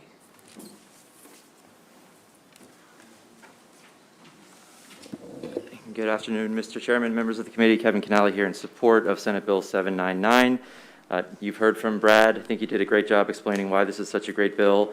Not only does this bill address the current unfunded mandate, but it's a strong demonstration of equitable commitment by the state to support our community colleges. I have no doubt they will put this money to good use, and with that, we'd ask for a favorable report. Thank you very much. Questions? Okay, very good. That concludes the hearing on that bill. And you'll be happy to hear, last one for me. 798, Goodwill Industries, folks want to come up? This is not a new issue at all to this committee. Last year, we actually passed a bill that provided some dollars through relief of their sales tax payments. You may recall that Goodwill, much to my surprise, a couple years ago, I didn't realize really what they were. I thought they were the store, but that's just part of it, and that's just the beginning of it. And what they really do is do workforce development. They've been focusing on creating an Excel Center in Baltimore, and that Excel Center will help individuals get their high school diplomas and help individuals of any age get there. And so that's what it does. It's going to provide more money for that by relief of the sales and use tax that they have to collect. Kick it off. Me? Good. Good afternoon, Honorable Chair, Vice Chair, and members of the committee. My name is Joe Durham, Regional Executive at Fulton Bank and the Chairman of the Board of Directors for Goodwill Industries of the Chesapeake. I'm honored to speak before you today in support of Senate Bill 798. Goodwill Industries of the Chesapeake is a strong supporter of this legislation, which allows qualified job training organizations to keep the taxes that are currently remitted to the state through the sale of donated goods, permitting them to further invest in their communities through workforce development programs. This bill will impact residents throughout the state of Maryland by helping people obtain remedial education, much-needed skills for in-demand jobs, entry into apprenticeships, and ultimately putting them into jobs.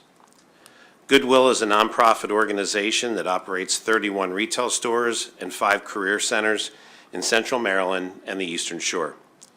Our career centers provide a continuum of skill training and career placement services to those seeking employment, and in particular to those who have the biggest hurdles to overcome when looking for work. Goodwill services include job readiness training, job placement and retention, and several pre-apprenticeship programs. We added remedial education and skills training to our portfolio of services to help participants gain access to middle-skilled jobs. Through partnerships with CVS Health and Baltimore, D.C. building trades, we have established pre-apprentice programs for pharmacy technicians and the construction trades, respectively. Both of these partnerships have yielded over a 90% graduation and job placement rate. In 2021, Goodwill provided over 17,000 services to Central Maryland and Eastern Shore residents. Goodwill offers free case management, apprenticeships, and job placement services to those with the most difficult barriers to employment. Our primary focus is on ex-offenders, people who have been chronically unemployed, those receiving public assistance, and our veterans. Last year, 2,600 program participants filled 916 jobs with employers throughout our territory with an average wage of $15.16. The tax credit will help move families to our communities out of poverty and into prosperity, help to provide a prepared workforce in the state, thus helping to improve our economy. We urge the committee's favorable report for Senate Bill 798. Thank you. Good afternoon, Honorable Chair Gazzoni and members of the committee. My name is Lisa Rosiniak. I've been president and CEO for Goodwill for the last 25 years. I'm happy to speak on this bill. I have done almost every job at Goodwill, and it's really become my passion. And I think that workforce development is the key to eliminating poverty, which is what our goal is. This tax credit is important because as Goodwill provides workforce development services to the population, this credit targets, we're getting ready to enter our 104th year of service in Central Maryland and the Eastern Shore. What we want to do is to increase the impact of workforce development services we provide. In addition to these services, Goodwill's ultimate goal is to open the Excel Center in Baltimore City, an adult high school that would allow individuals 21 years of age and over the opportunity to obtain their high school diploma through an accelerated 2-year program, while simultaneously engaging in job training. This education attainment pathway would increase the access of participants have to higher education, apprenticeships, and employment opportunities. In June 2018, MSDE and Dollar approved Goodwill's application to open the Excel Center. Its concept is unlike any current adult education program in Maryland. It's not a program, it's a school. Students will attend classes as prescribed by a curriculum approved by MSDE. Remedial and basic high school coursework will be balanced with tangible job skills training and dual credit college level coursework. Students will participate in high-quality, deliberate instruction to build basic skills and access the secondary level instruction that leads to a diploma. The Excel Center model started in 2010 with a single school in Indiana and has now grown to include 31 schools across 5 states plus Washington, D.C. The growth of the Excel Center supports thousands of adults across the nation as they work to complete their high school education, increase their independence, and reach their full potential. Excel Centers operated by Goodwills around the country graduated 1,621 students in the last school year. Overall, Excel Centers have now graduated more than 6,300 students. Attaining a high school diploma increases a person's income by an average of $9,000 per year. This tax credit will allow workforce development agencies like Goodwill to expand our capacity with programs like the Excel Center and provide a prepared workforce in the state, thus improving our economy. Thank you. Good afternoon, members of the committee. My name is Ryan Smith, Chief Mission Officer for Goodwill Industries of the Chesapeake. I'm honored to speak before you today in honor and support of Senate Bill 798. Goodwill has committed to evolving to meet the demands of the communities we serve. In addition to job readiness training, case management, child care, and behavioral health service programs, we have been intentional to increase the earning potential of participants we serve by introducing skills training and pre-apprenticeship programs. However, a barrier that continues to present for residents that need these trainings and opportunities the most is the lack of having a high school diploma and a 9th grade reading and math competency. I've met with my colleagues across the country in the Goodwill Network to learn how they've addressed community barriers to accessing high-skill trainings. The one program that always stands out is the Excel Center and Adult High School. My colleagues at the Goodwill in Washington, D.C. opened their first Excel Center in 2016.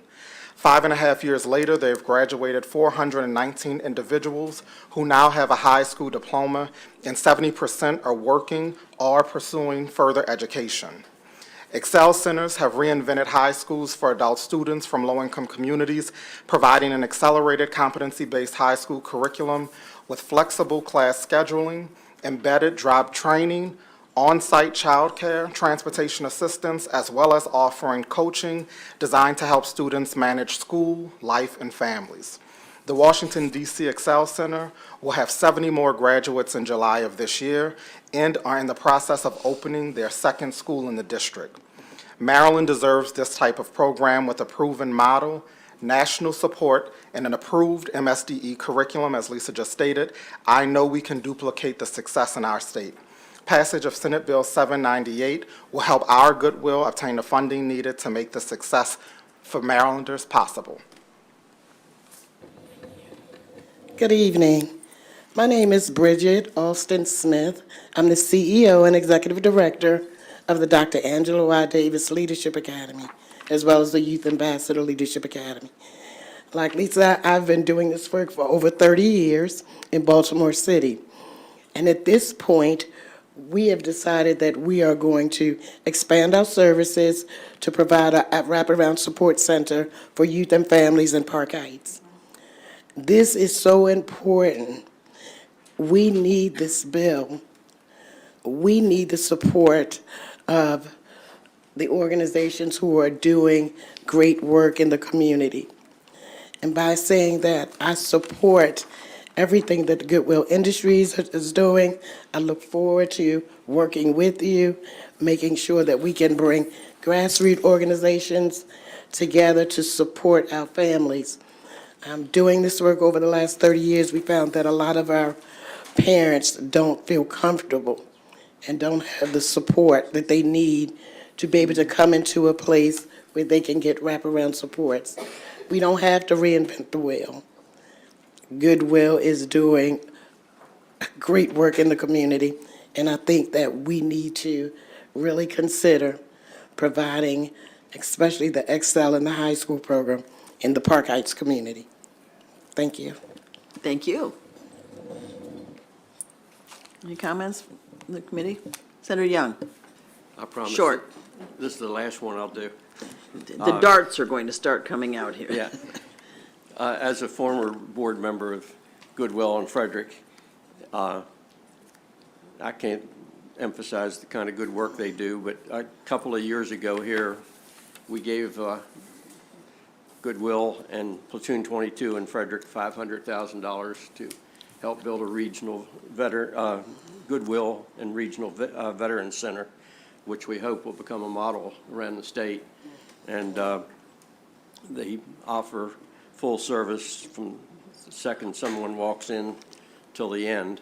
And to put a cheap plug in, a bill I have in for veterans housing, we hope at some point to tie in so that clients can come in and have total full service from job training to jobs to psychological help and even be able to stay there until they're on their feet and out. So Okay. It's great. Thank you. I think that wraps it up for this bill. There's no one else to testify, correct? Okay, thank you very much. Thank you. Okay, next, I have my own bill. And I have a panel two to come up. Thank you. Okay, members of the committee, community solar is a model for solar energy that is being adopted nationwide. Because many businesses and apartment buildings are not able to have solar systems on their roofs, community solar systems are being constructed in other locations for businesses or multi-tenants to share the power produced. but developing community solar is more expensive to do in urban and developed areas than it is to do in areas with open fields. Senate Bill 860 will offer tax reductions to help establish community solar development projects on roofs, brownfields, landfills, and clean fills, while also incentivizing agrivoltaics, which is the simultaneous use of land for solar and agricultural farming. This temporary and narrowly tailored tax reduction will be studied by the Maryland Energy Administration to determine its effectiveness in incentivizing community solar development in more challenging and costly locations, and will only be available for projects approved by the PSC before December 31st, 2025. The fiscal note applies that this bill would apply, it implies that this bill would apply retroactively to existing community solar projects, and that really was not my intent when I put the bill together. So I will be offering an amendment to clarify that the tax reductions apply to only new projects begun after the effective date of the legislation. So as we look for solutions for more sustainable energy sources, I ask you to support this bill. Go ahead, Rob. Okay, thank you. Thank you, Senator King, for sponsoring this legislation. Mr. Chair and members of the committee, I also want to thank Senator Elfreth for her leadership on this issue as well. I think she had a bill that was along similar lines that passed third reading today. Senate Bill 860 actually complements the work that this committee has already done related to community solar. I represent the Coalition for Community Solar Access, which is the national trade association that is comprising developers of community solar, and they're doing a number of great things in the state of Maryland. Some of their members are based in the state of Maryland. Some of the challenges we hear throughout the state, because I get involved in some of the local government issues as well, is the concern that there's a gravitation to doing community solar in agricultural areas because it's less expensive. And so in going to the members of the association, we said, well, how do we pencil out, or how do we get to a place that makes it, more equally beneficial to try to develop in other areas like brownfields or rooftops? And one of those aspects is dealing with the personal property tax, which is an issue that Senate Bill 264, Senator Elfreth's bill, addresses. And hats off, congratulations on that. I think that's an important thing. The one thing that this bill does on that that's a little different, as Senator King mentioned, is in the realm of agrivoltaics, which are essentially like solar panels on stilts. So you can do ag products underneath, whether it's grazing or whether it's actual crops. And there's additional cost to that. So what we would ask, in lieu of there being this other bill that's moving as well, is bringing agrivoltaics into the personal property tax exemption. The second component of this bill deals with real property taxes, which would be a 50% reduction for those projects developed in brownfields and some of those challenging areas. And then the third component of the bill that's different than Senator Elfreth's is basically maintaining the zoning. So when a project is done on ag lands today, the zoning is changed. And that zoning may affect the tax that is paid because of that zoning. But if it's agrivoltaics and you're still doing agriculture, this bill would actually say that zoning should remain agriculture, since you're also doing agriculture as well. So there's some additional components of this bill. And then finally, as Senator King mentioned, the MEA is tasked with studying, does this move the dial? Does this incent more development in places other than ag? Or if you're going to do ag, does it incent it in agrivoltaics?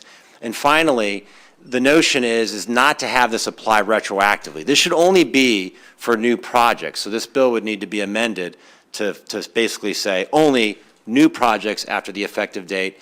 And then it goes 1 year beyond Senator Elfreth's to 2025, because there's probably going to be some community solar development that's going to be occurring. And we think a 3-year window of review would actually be enough time to kind of assess the benefit of this. So with that, I'm going to turn it over to Nina Lobo with the Coalition for Community Solar Access. Thank you all for the opportunity to testify today. CCSA is here in strong support of Senate Bill 860. Rob touched upon, CCSA is a trade association with 80 members across the country, many of whom are in Maryland. So I'll jump right into how this benefits the state and community solar in general. So Senate Bill 860 proposes a necessary change to the pilot program to generally make the market economics more viable for projects on preferred sites. As stated, these include landfills, brownfields, rooftops, and agrivoltaics. The legislation creates an innovative test for the Maryland community solar market to incentivize development on these preferred sites and explore farmer-driven opportunities to combine hosting a solar facility with crop production, which is agrivoltaics. For community solar, siting projects in a manner that matches the desires of local jurisdictions and absorbs the higher cost of development on preferred sites has been challenging, and the proposed change would greatly alleviate these challenges. It also encourages innovation and new technologies to be incorporated into the community solar pilot program. With the U.S. Department of Energy's commitment to power 5 million homes with community solar by 2026 across the country, there will be an increased need to develop a wide variety of projects, and that should include emerging technologies, such as agrivoltaics. Importantly, it also improves siting concerns of local jurisdictions. Now in the 5th year, preferred siting projects have quickly become financially infeasible, and this bill would improve those economics considerably for those projects.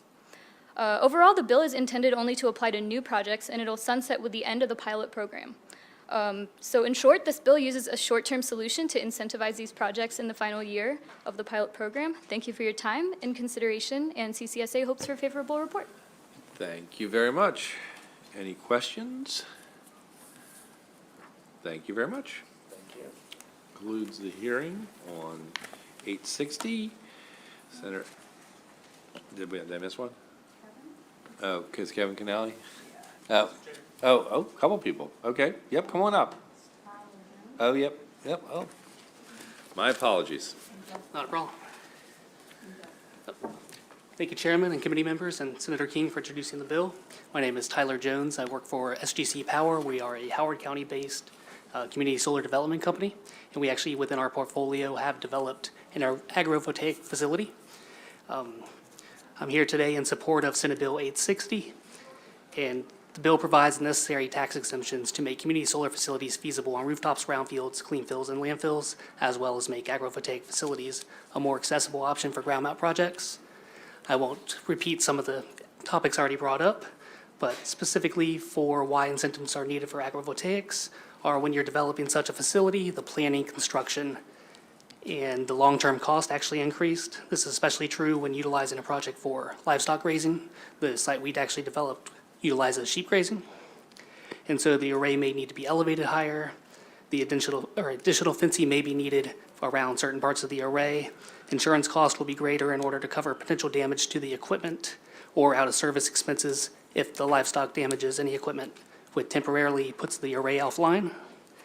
And it also can increase the insurance liability premiums in case others need to access the array itself. And without, I guess, adding more to what's already been said, we greatly support the bill, and we hope and ask the committee for a favorable report. And I'm happy to answer any questions. Thank you. Questions for the witness? Good to see you. Thank Thank you. All right, so now I'm back in form. Nina Lobo, Kevin Canale. Oh, Nina. Maybe I'm not so good in form. Kevin Canale and Justin. And then we're done. All right. Good afternoon, Mr. Chair, committee members. Justin Fiore here on behalf of the Maryland Municipal League in support of Senate Bill 860 with amendments. We've already talked about community solar quite a bit this session. I'll congratulate Senator Elfreth on her bill. Started to move. Currently, our issue with this bill as it's drafted is that it's using a local incentive on projects that extend beyond local boundaries. So we're certainly concerned that the benefit of providing the incentive isn't necessarily making it back to the residents that the incentive's on the back of. So we would ask for an amendment to make this authorizing. That way we can deal with those criteria that are set by local government. We ask for a favorable amendment or a favorable report with amendment. Thank you very much. Questions? Now I got it? Okay, thank you very much. Sorry I was a little disjointed there. Sorry I had to jump up. We're in the middle of some budget negotiations still, so. Okay. 8:45.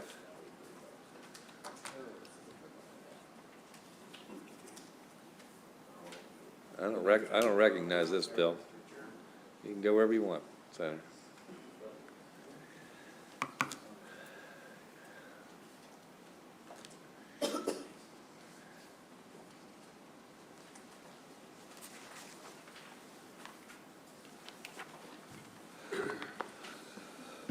I have a large panel here today, Mr. Chairman.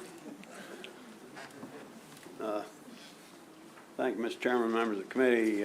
Senate Bill 845 is another bill that came out of the Western Maryland Economic Development Task Force. But it's not only directed to the 3 counties in Western Maryland, actually it's a statewide bill, rural areas of the state. What it does is establishes a rural business innovative initiative fund in the Maryland Tedco. The purpose of the fund is to make investments in technology-based businesses that maintain principal business operations in rural areas and rural communities. Tedco must manage and supervise the fund. The governor must include an appropriation to the fund of $500,000 annually beginning in 2024 fiscal year. Money appropriated to the fund must be used to supplement, not supplant, money that the fund receives from other sources. Tedco's very supportive of this. They would manage it and work with the requests to see who would end up getting the money. We think this is something that will help, hopefully, stimulate companies to look at rural parts of the state to set up businesses or start businesses and then expand from there. So I'd be happy to try to answer any questions. Then I'll turn it over to the person that knows a lot more about it than I do. Very good. Go ahead. Thank you. Good afternoon, Chair, members of the committee. My name is Troy Lamel Stovall. I serve as the CEO for Tedco, and we sit here in very much support of Senate Bill 845. As the Senator stated, we already have the Rural Business Innovation Initiative, which has been a very successful effort for us to fund rural opportunities in the rural parts of the state. This would allow us to frankly scale and support that, and that's the key word that you'll hear me say a lot here is scale, and really bring real emphasis to the rural areas of the state. And as the Senator also mentioned, this would allow us to pilot this in Western Maryland, but eventually the goal would be to have this as a statewide effort. Let me say Tedco is very supportive of this also because we've been very supportive of Western Maryland. We sit on the task force that was mentioned. We already have, again, a number of efforts through MII. Through our MII effort, we already have a pilot that we're working on that's working with Frostburg to expand our Maryland Innovation Initiative effort to go beyond the current research institutions. And I myself have 2 visits planned for Western Maryland here in the next 2 months. So we're very much in support of this effort, and I'm here to answer any questions. You define rural? Yeah, it's defined in the original legislation, but it's also driven from federal definitions of the definition of rural. It's got a population, a density population. So, for instance, Western Maryland, the areas basically doesn't include areas. Even in Montgomery County, the northern part of Montgomery County, for instance, has rural parts to it, and so the parts of like Prince George's County that are rural parts of Prince George's County as well. No problem.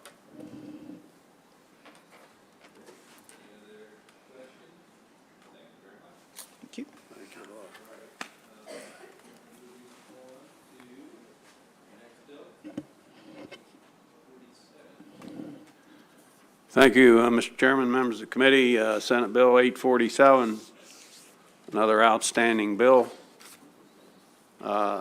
This is a statewide bill, and under this bill, it deals with libraries and construction of libraries in the counties throughout the state. The county is eligible for an adjustment to the state share for a library capital project if the county's median household income is in the bottom quartile in the state, and the state share for library capital project in the county is 50%. The county that meets this criteria, local share of the county library capital project must be reduced to equal the local share of adjacent counties that is less than 50%, but closest to 50%. If you all remember 2 years ago, I think it was, when we passed the school construction program, this was included in there. This is the same wording for libraries that's in the school construction program. And this can be very helpful to some of the areas of the state that have a hard time building libraries. And you'll find in the packet, I think, Mr. Chairman, that over half the counties have written in support of this bill. It's something that can fluctuate as counties go up and down. Some can get in, some could get out. So it isn't just set in stone at certain counties because of the fluctuation. So I would ask for your support of Senate Bill 847.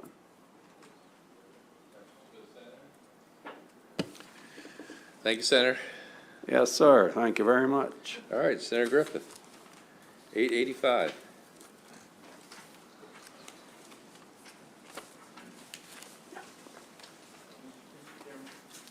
Yes. Actually, before Senator Griffith gets started, I don't want to keep my intern too long, but I'd like to introduce her. I had to run off to EHE. Please. Miss Samantha, I want to embarrass her. I told her I was going to embarrass her everywhere she went today. Welcome, second-year student, Towson University, Calvert County citizen, Samantha Ford. All right. Senator Griffith. Thank you, Mr. Chairman. I think we're going to set the record today for the shortest hearing. I am here with Senate Bill 885, which is a bill that really seeks to clean up some actions from 2016. It was the state's intent to allow Tedco to invest some to surplus funds. And the way that we put the contract together with the retirement agency caused Tedco to have to depart from their mission if they were to do what we asked them to do. So this bill basically cleans up those actions and allows them to use the remainder of the funds that were set aside in 2016 in the way that their mission subscribes. So I'll turn it over to the CEO of Tedco. Welcome back. Well, thank you for that welcome.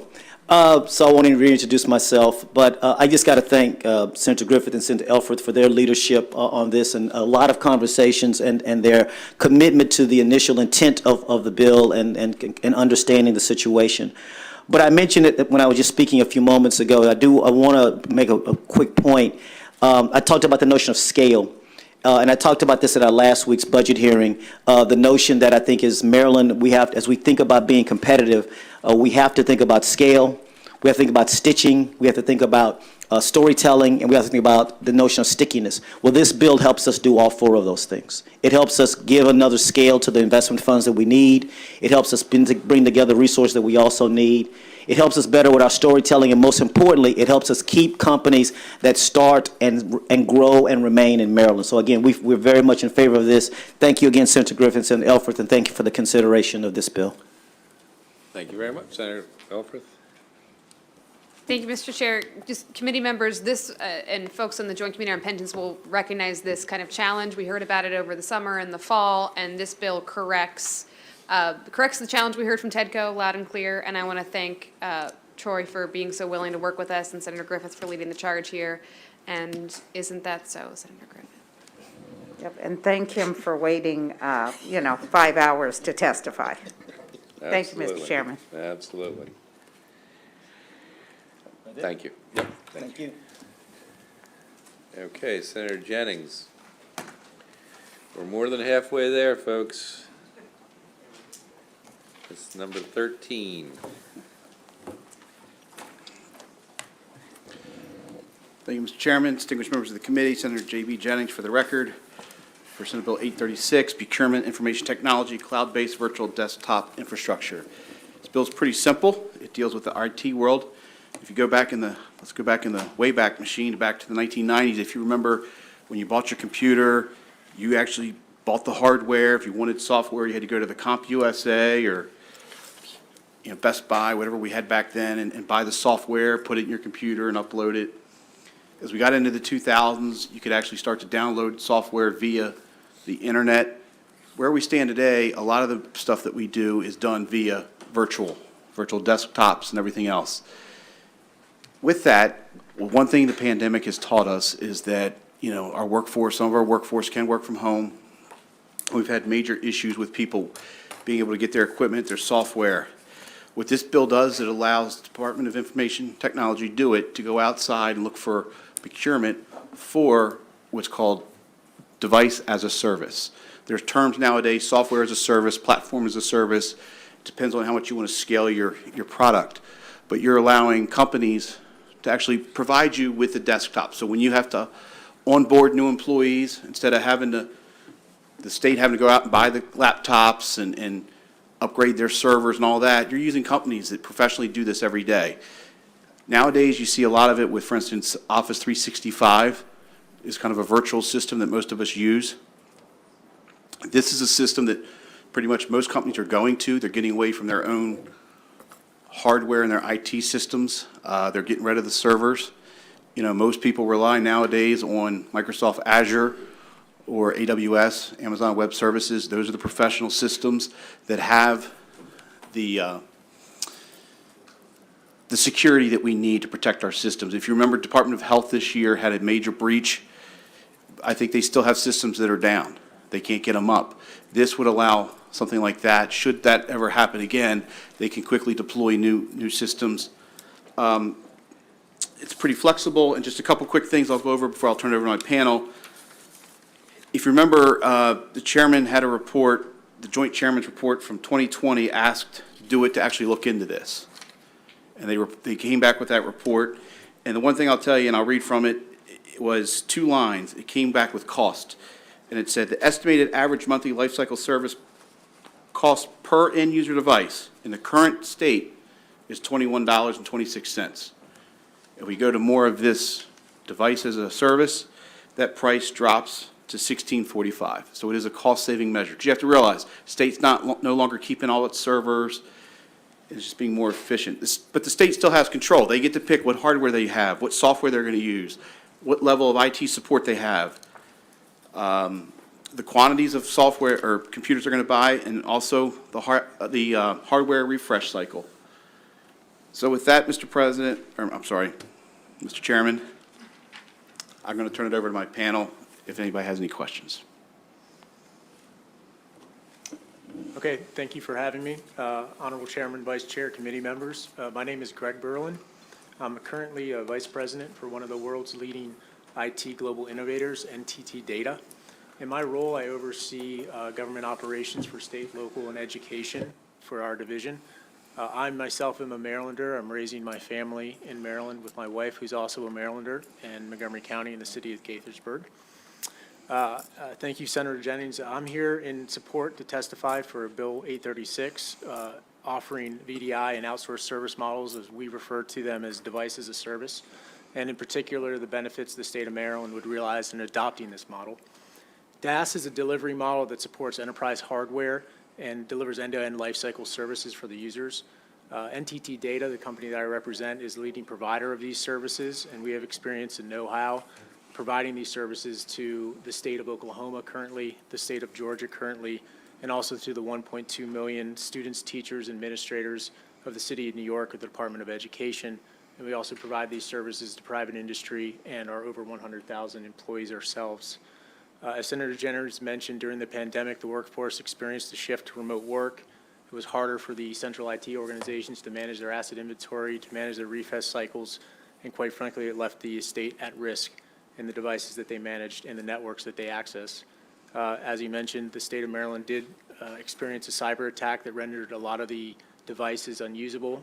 We stepped up as a partner to help the state of Maryland actually acquire devices, image them, provide those services in a timely manner to the Department of Health to get those workers up and running. So that's just a small example of our ability to help the state of Maryland and the benefits that you would reap in a further expansive model that allows all agencies, all state employees with devices to see a better increase of support and service. DAS, as I'll mention in my last 30 seconds here, it helps control infrastructure costs. Senator mentioned it helps improve response times and workstation support for those users. It improves device deployment in the process that involves there, and really it's a security measure allowing the vulnerabilities at the endpoints to be secure. It's a great way for companies like ourselves to offer innovative solutions like tech centers, ability to do lockers across the state for state workers to get their devices quickly. I urge your support of Senate Bill 836 and hope you get a favorable outcome in the report. Thank you. Thank you. Good evening, Mr. Chairman, members of the committee, John Fiastro on behalf of NTT Data. And I just want to follow up on a few comments that were made by the Senator and Mr. Berlin from NTT. This is a really critical innovation. And so the state, just like every state CIO, this state CIO is a member of National Association of State CIOs, Chief Information Officers. And the association puts together an annual list of what their top priorities are and recommendations are for state CIOs. One of them this year is as-a-service type procurements. And there is an inherent benefit and inherent value for the state, particularly for inventory control. When I was a state employee and we were onboarding a new staffer, we would bring them in, and maybe they'd have a computer on the first day, maybe they wouldn't. Maybe they'd have an email address on the first day, maybe they wouldn't. Maybe they'd have a cell phone ready, maybe they wouldn't. And what would ultimately happen is you'd be there for a week maybe. As a new state employee, you wouldn't have any of these items. These are the services that would be brought forth under a contract like this, where the hardware and the accounts are all set up on day one so the state can get value from their employees on day one. There are particular inventory controls that are cited in the report that Senator Jennings mentioned. And I'd mention that if you look at this report, this JCR that was published in October of 2020, and I've listed it in I've put it in my testimony as a PDF. On page 5 of it, you'll note our model indicates, this is DeWitt speaking, our model indicates considerable cost savings. Indeed, Senator Jennings mentioned a $21 a month to a $16 a month support for hardware, software, and service to keep that device online. So there are. Now, who else does this? Well, if you look at that fiscal note, that JCR report, DeWitt reports that Houston in 2019 issued an RFP for 12,000 users.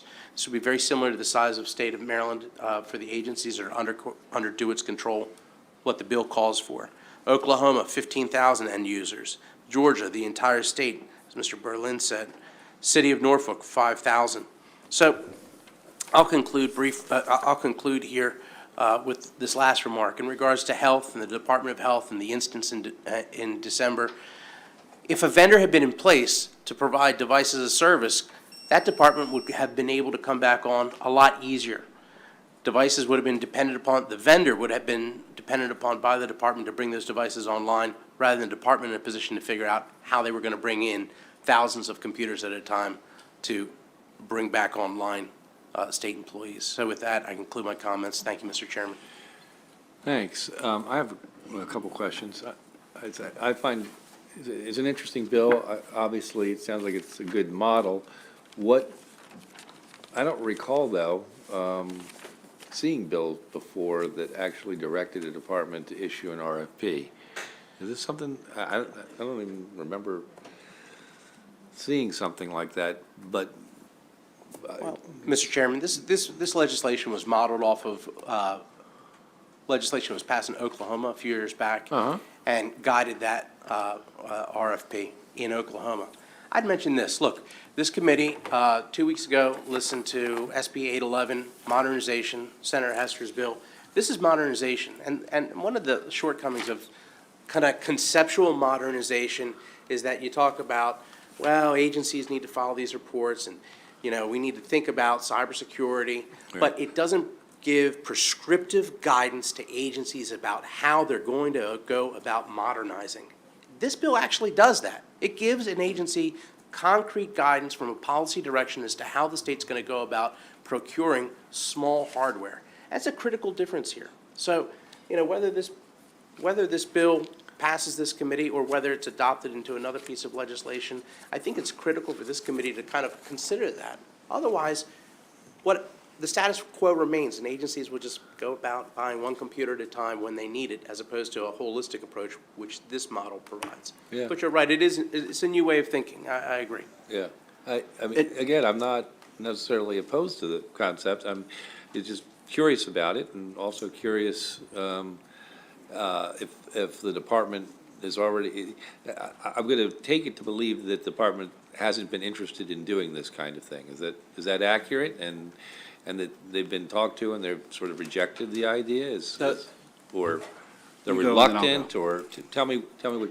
what's Mr. the- Chairman, you know, I'm assuming that everybody likes to go talk to the department about what they could be doing. Everybody likes to talk about the services that they could be providing. And if you look at the fiscal note, DeWitt has reported that they have explored VDI, which is virtual desktop infrastructure, which is contemplated within the bill, and that's great. I think that VDI is Greg, being a subject matter expert, is a critical precursor to device as a service type procurements. But as we talk about modernization, the last thing you want to do is actually have hardware in your control. Better to have the vendor to do it. They can update it as quickly as possible, so to make sure that you, the state, as customer, is having the best overall experience. VDI supports a VDI supports more of a BYOD model, replicating that state employee's image on their own device. Yeah. So it's a component. I mean, from the technology standpoint, it sounds right. Sounds like what we should be moving to. It's just, I'm curious why DeWitt isn't doing it. So, real quick, a couple years ago, I brought in a bill that actually made the Secretary of DeWitt the CISO for the entire state, if you remember that. He loved it, the agency loved it.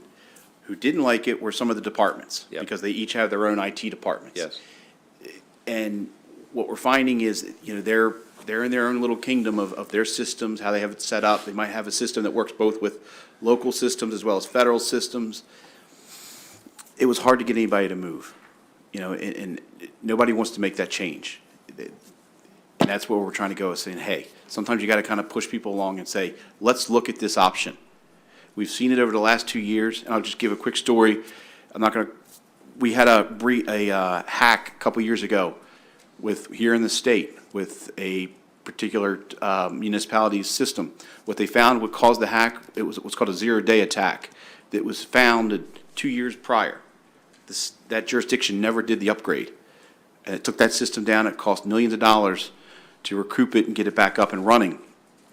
And that's kind of what we're looking at is IT changes every day. It is the quickest growing, and it changes. I can't say it enough because I'm in the cyber world. We're not catching up to it. We're behind. And it scares me to think I could sit here and tell you the fears I have of everything that we do, that we're not hardened our systems, we're not ready for it. And this is kind of maybe it's a strong arm push to say, hey, let's step outside the box. Let's go to and look at a different way of doing this because we're not doing it the right way. Good, I hear you. It's helpful. Thank you. Any other questions? Thank you all very much. Thank you, Mr. Chairman. Thank you, Tom. Okay, Senator Washington, did I hit everybody? Yes. Senator Washington, 872.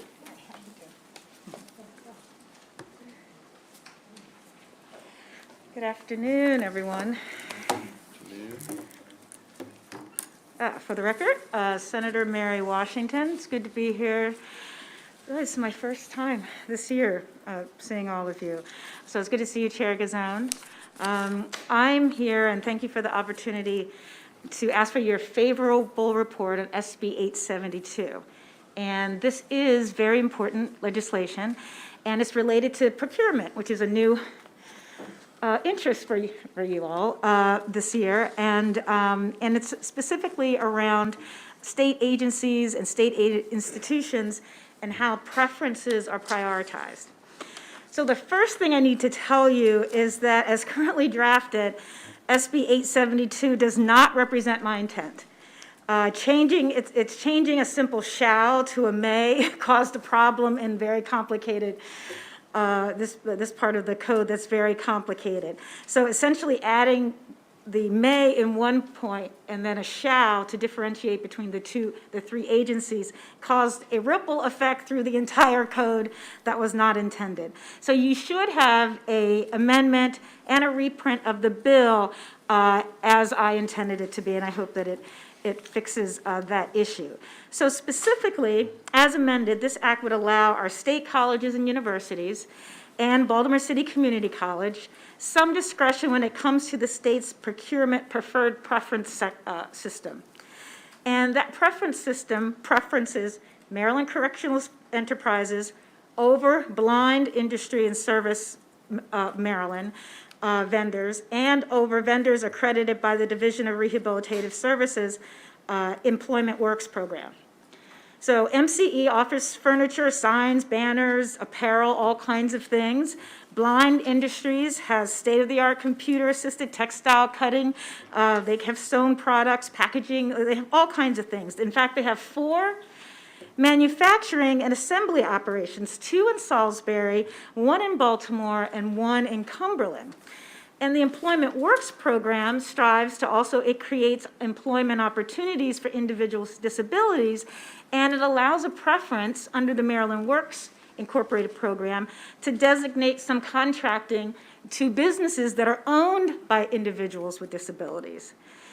However, in accordance with the state finance and procurement sections, universities must explore all potential preference purchase contracts before initializing an open bid. In other words, they must first check to see if if supplies or services are available from the above agencies.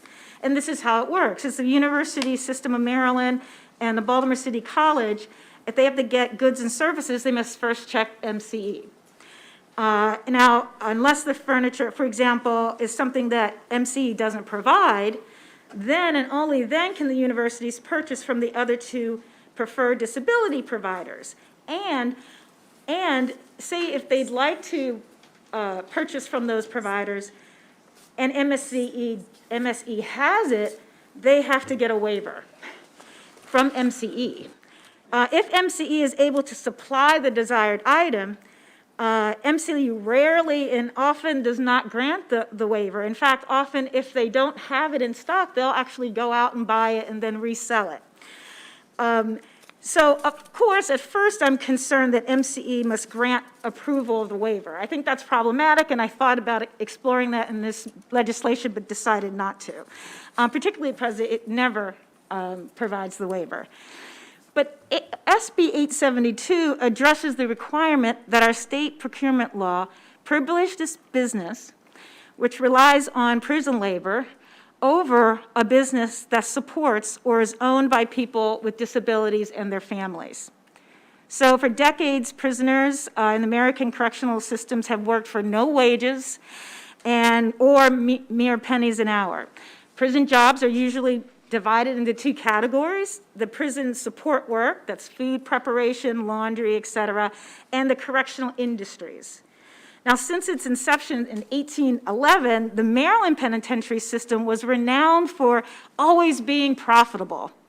An 1809 law stipulated that convicts shall be kept therein at hard labor and in solitude. Prisons are a business. In 1842, the Committee on Prison Manufacturers made the following observations. The solvency of the penitentiary required maintaining a large, productive prison population, which has been dwindling since a law in 1833 provided for Negroes to be sold out of state for their second offense. So if they had one offense, they could stay and work in the prison, but if they had a second offense, they were allowed to be sold somewhere else in the prison, so this is a problem.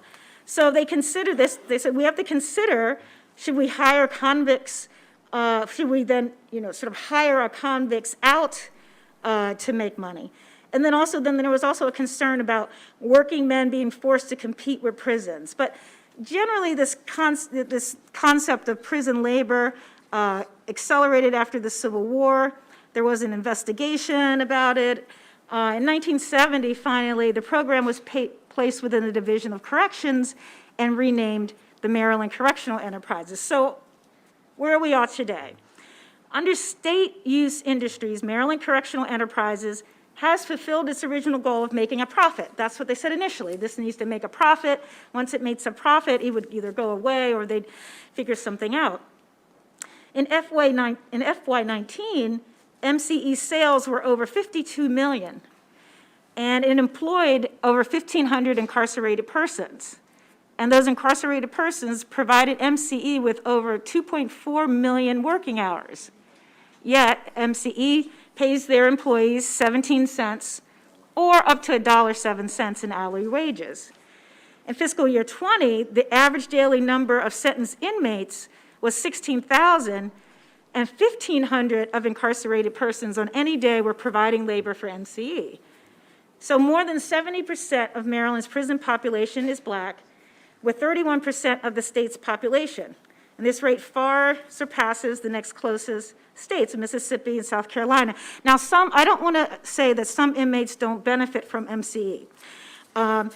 And some, in 10 years, of these thousands and thousands and thousands of people who have done work, only 366 have graduated from a program. In 2018, only 6 graduated from the program. So the idea is that they graduate and they go out, but most of the people employed are lifers.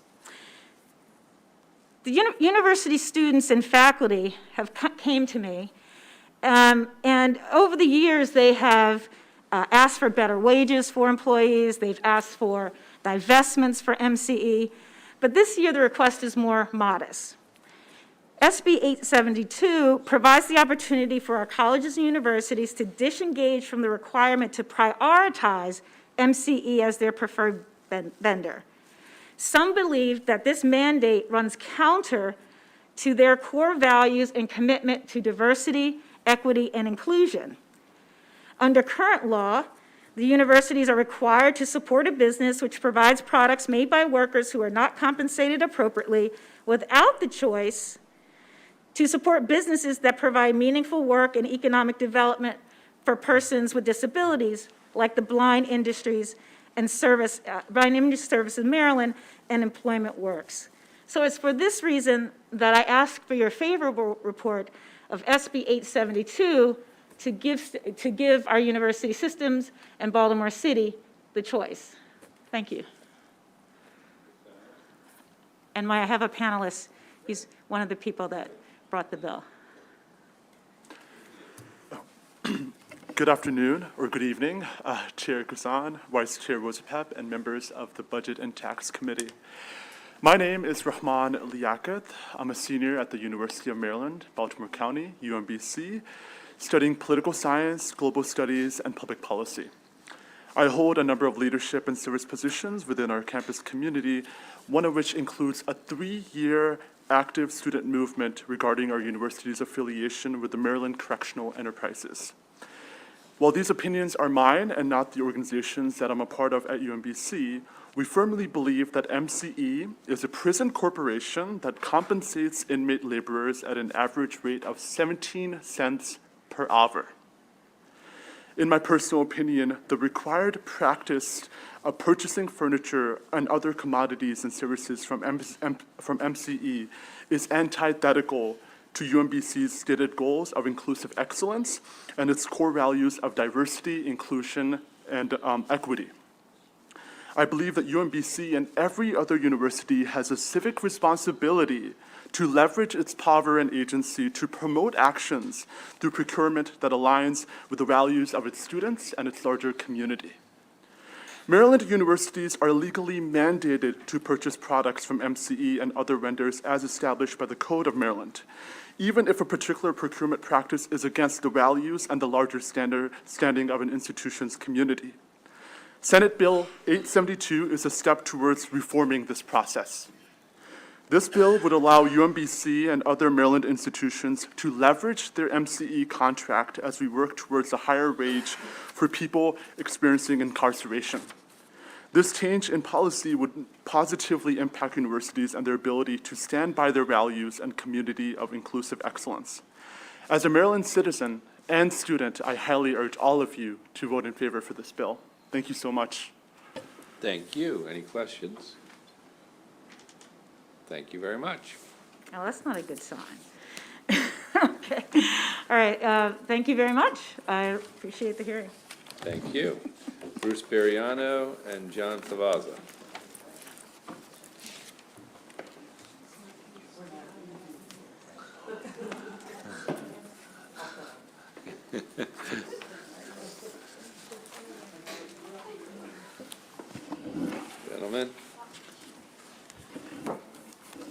Good evening, Mr. Chairman and members of the Budget and Taxation Committee. For the record, Bruce Bariano. I'm here on behalf of BISM, and I'm going to let the junior lobbyist speak first.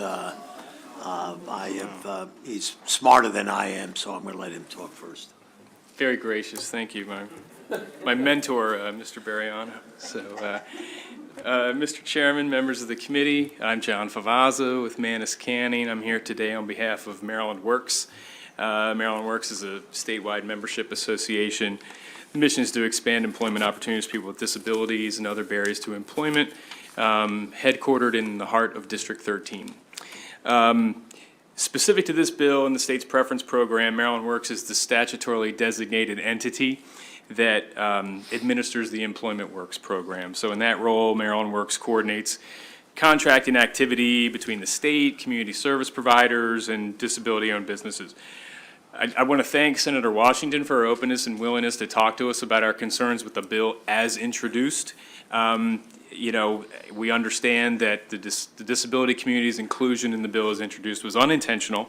So we're appreciative of the immediate steps that she took to remove us from the bill. I did receive the amendments late this morning. My client has an opportunity to review all the amendments, but I can tell you that the section of the bill that we are concerned about has been deleted from the bill. Finally, I'd just like to say, you know, I know this is a new subject matter for the committee. The disability preferences are sort of a nuanced layer in this massive procurement law that you are all, you know, at least for those of you who haven't been on EHE, it's a newer subject matter for you. So to the extent that my client, Maryland Works, can be a resource for you all, you know, to the extent over the interim or whenever you'd like to learn more about the preference programs, we're here to help you with that. So thank you very much. Thank you.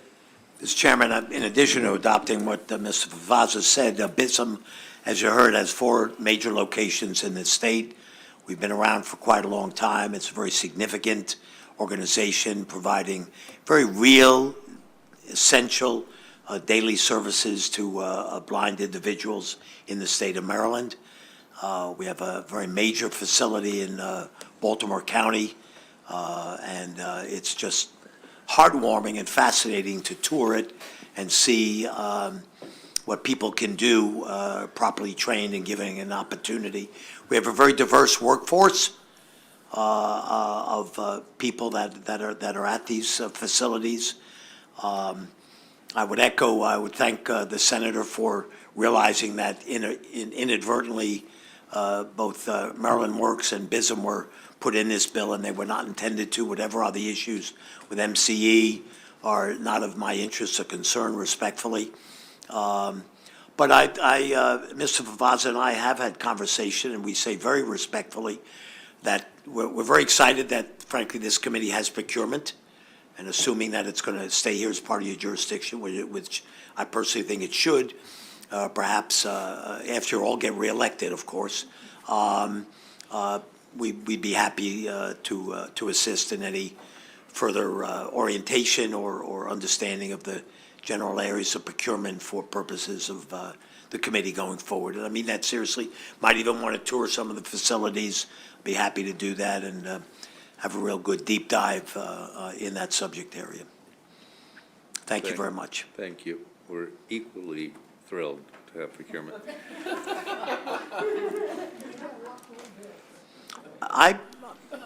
Any questions? I think, I mean, I'm not going to talk a lot more. I think it's really, no, I think it's harmonious with you having the budget. It absolutely is. And it absolutely is. It really is.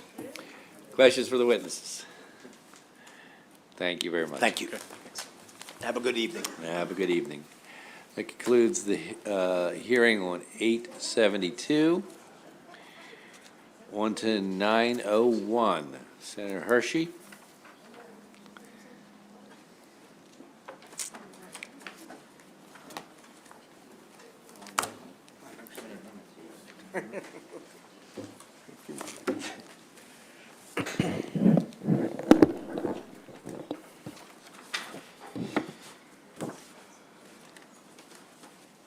Thank you very much, Mr. Chairman, members of the committee. For the record, Senator Steve Hershey to present Senate Bill 901.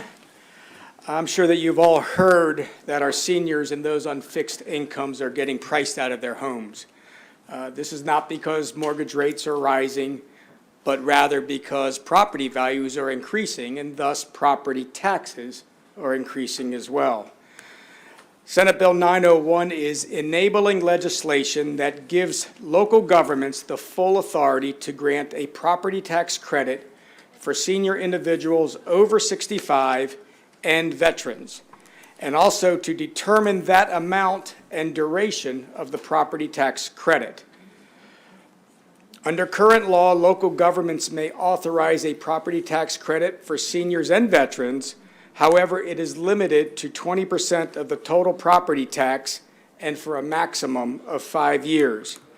By eliminating these caps, each jurisdiction that chooses to enact the credit could tailor it to meet their community needs. Members of the committee, Maryland has one of the highest cost of livings in the country. This disproportionately affects those on fixed incomes.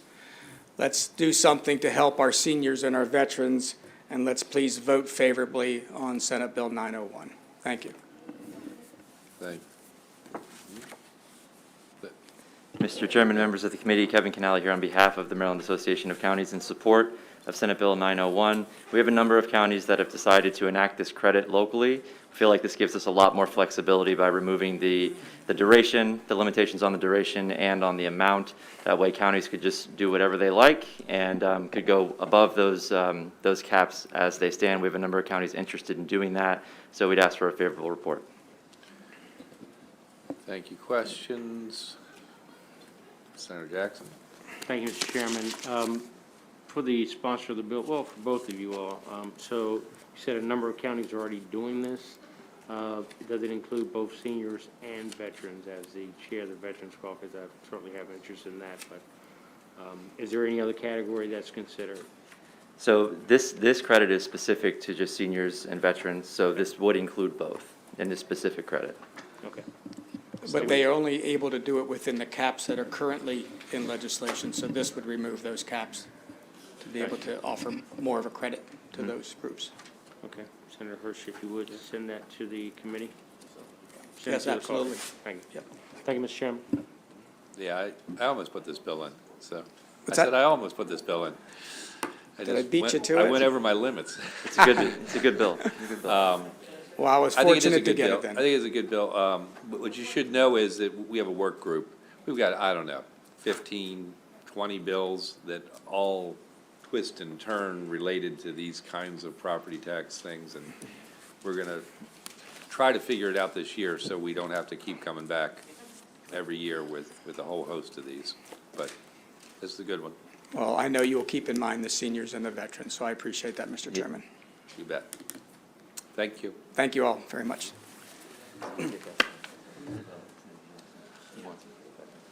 Okay. All right. 1, 2, 3, 4, 5. Got 5 more to go, team. And now, coming to us live, Budget and Tax, the Simon Air Show. He's got 4 bills. Come on down. 716. That was the one I was going to suggest. Okay, great. Can, You can bring up whoever you want, absolutely. they waited quite a long time. It's been a long day, yes. We apologize, particularly with all that floor action today.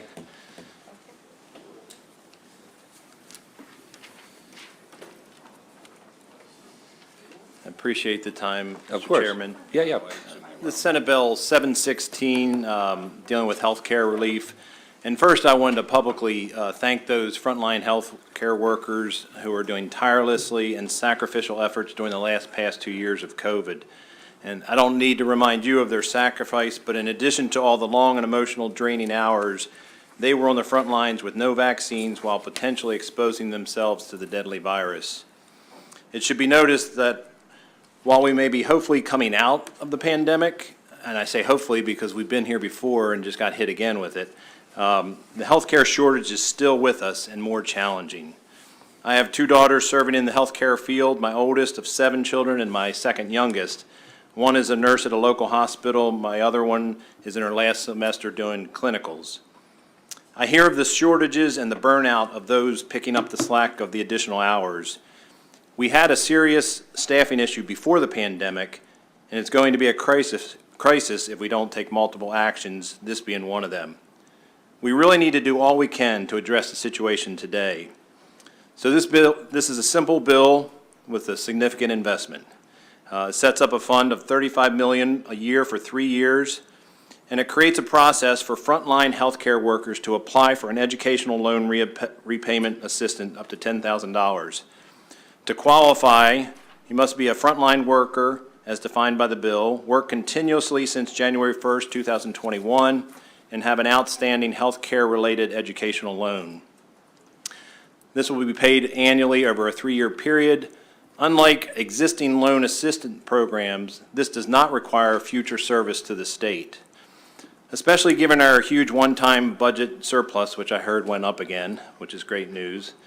This is a one-time assistance in thanking our healthcare workers for their past sacrifice and their COVID service to the state. I can't imagine what the death tolls would have been if it had not been for our amazing healthcare workers and heroes. We owe them so much. While words are nice, I strongly believe providing financial assistance to them speaks of our appreciation much louder. On a personal note, this bill will not impact my family, as both my daughters have paid off their educational loans. This is for all the healthcare workers that have helped us get through this generational pandemic. This program was set up to be over a 3-year window, but I would prefer to start this year with the state's current one-time surplus money. I've been discussing this with the governor, see if we can get a supplemental budget, and it's in your possession, so I would leave it to your wisdom and would ask for a favorable committee vote. Thank you, Senator. Witnesses? Whoever wants to go first, that's fine. Good evening, everyone. Good evening. My name is Dr. Wamaka Oparuji, and I'm here representing Maryland Nurses Association to support this bill. This bill is very, very important to us because we know it's going to go a long way to help the nurses and help us to retain nurses that are in the field. We all know what the Maryland Nurses Association serves as a voice for a lot of nurses, for the nurses in Maryland, and they also advocate for high-quality care for nurses and all the healthcare professionals. Maryland has over 86,000 nurses currently, from associate degree nurses to advanced nurses, advanced practice nurses. And the bills, the healthcare bills, the educational loans runs from $20,000 to about over $55,000 to get this education. We need more nurses. We need to retain nurses. And we at Maryland Nurses Association believe that reducing the burden, the financial burden of nurses will go a long way to help to retain nurses and help to also invite more people, encourage more people to get into nursing profession. So we're here and we're begging that this bill is supported so that we will continue to practice in a more, we continue to have more nurses to practice in a good environment, to avoid the burnouts that are currently going on, and avoid the shortage of nursing, and to do whatever we can to provide the best possible care to everyone in Maryland. Thank you.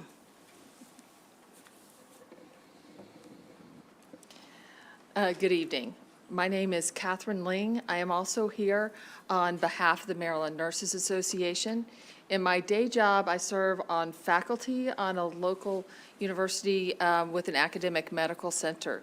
So I see the impact every day that student debt burden has on clogging up our workforce pipeline. I have colleagues who are experienced nurses who would like to attain the academic training to come back in and expand our faculty workforce, but they have to choose between acquiring that debt and retirement or taking care of their children.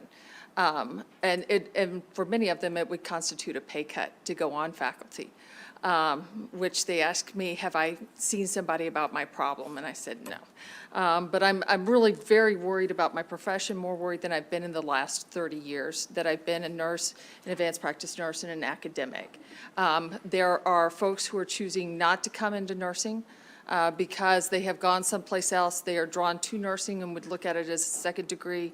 But the student debt burden versus the initial payout, there's inequity. I also see folks who would like to go on and advance their practice either within a hospital system or within communities, and they're not able to do so because they're still carrying student debt burden from their previous degrees. Nurses are lifelong learners. We don't know how not to go to school. And so we continue to carry that debt with us. This may seem like a pretty hefty initial investment, but taking $10,000 off a student loan debt saves years of paying for it. I know I am an example of one who can't stay out of school. I started paying on my PhD in 2010. Good news is I only have another 10 years to go. I should be able to finish paying it off by 2032. However, if I qualify for these funds, I can finish paying off my debt tomorrow. So you would be saving not only people from burnout within the profession, you would be putting a tool in their hand to expand practice and the type of practice, because that's what we do when we go back to school. We don't leave nursing unless we really have no other options. So I thank you very much for your consideration in favoring this bill, and thank you, Senator, for bringing this forward. This is really going to be one of those tools we can have to save the profession and support the health of the community. Thank you very much. Thank you for taking the time, and thanks for unfortunately having to hang out here all day, but we appreciate you doing so. Nurses are good at patience, so. Yes. I've been holding on to that one all day. No, we'll save the best for last. That's it. Thank you. Senator Zucker. Well, thank you, and that was definitely my kind of joke. Absolutely, and Senator Griffith seconds that. So does the Maryland Department of Health, are they the ones administering the fund? I believe it's the department. I have to. No problem. I was just wondering, no problem. Thank you both for all you're doing. Thank you, Senator. Here, here.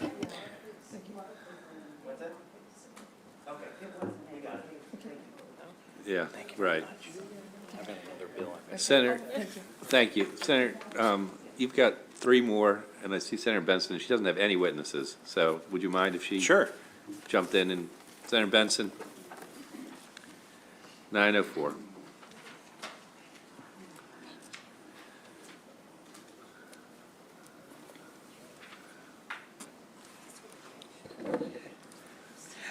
Thank you, Mr. Chair, Mr. Vice Chair, members of this committee.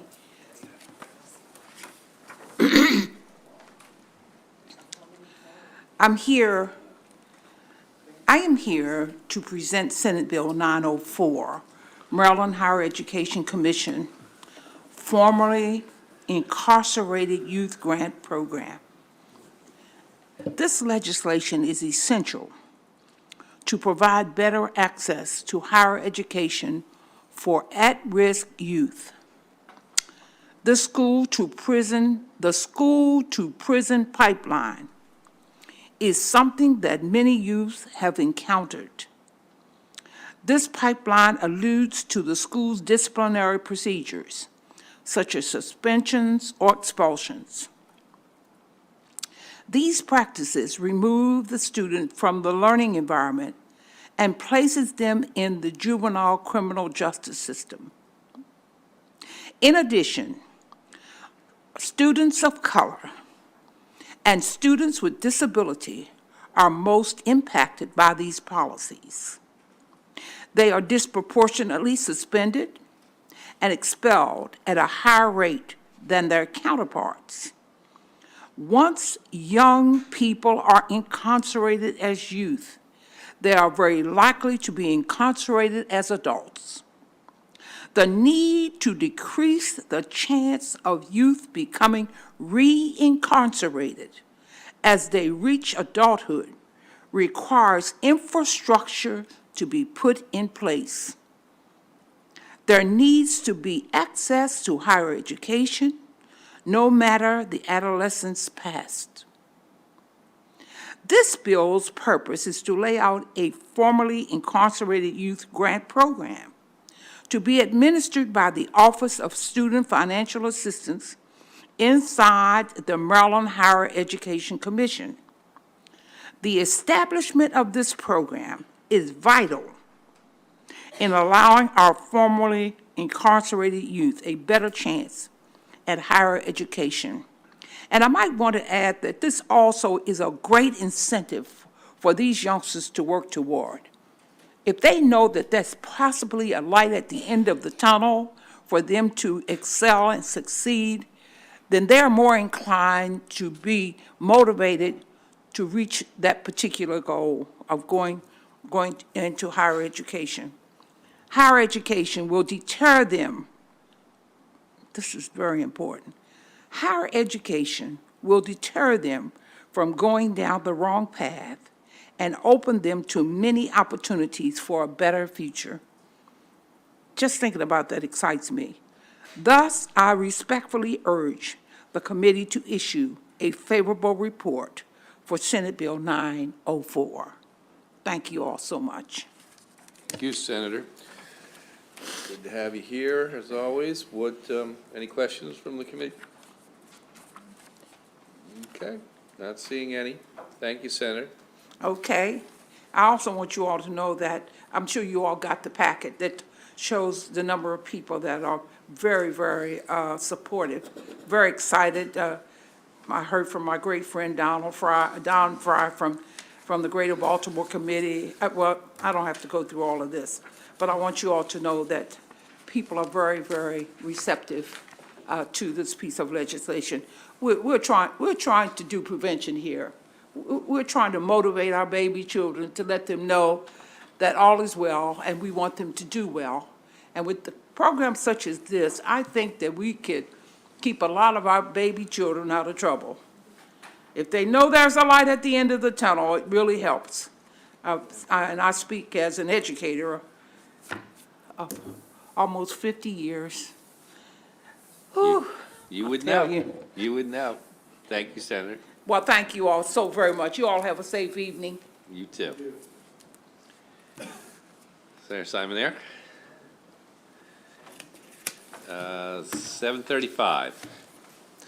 Thank you. For the record, Senator Brian Simon Ayer, I know it's late tonight. When I wrote my testimony, I had more energy, and you had more energy. So I'm going to make it concise, and if you want to prolong it, you can ask questions, but hopefully it'll be okay. Let's see, what do we say, 7:35?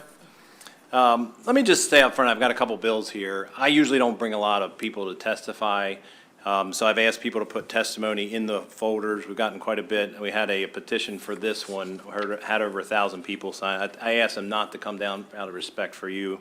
I think I can convey the message. We appreciate that very much. Yeah, I've been down here long enough to know.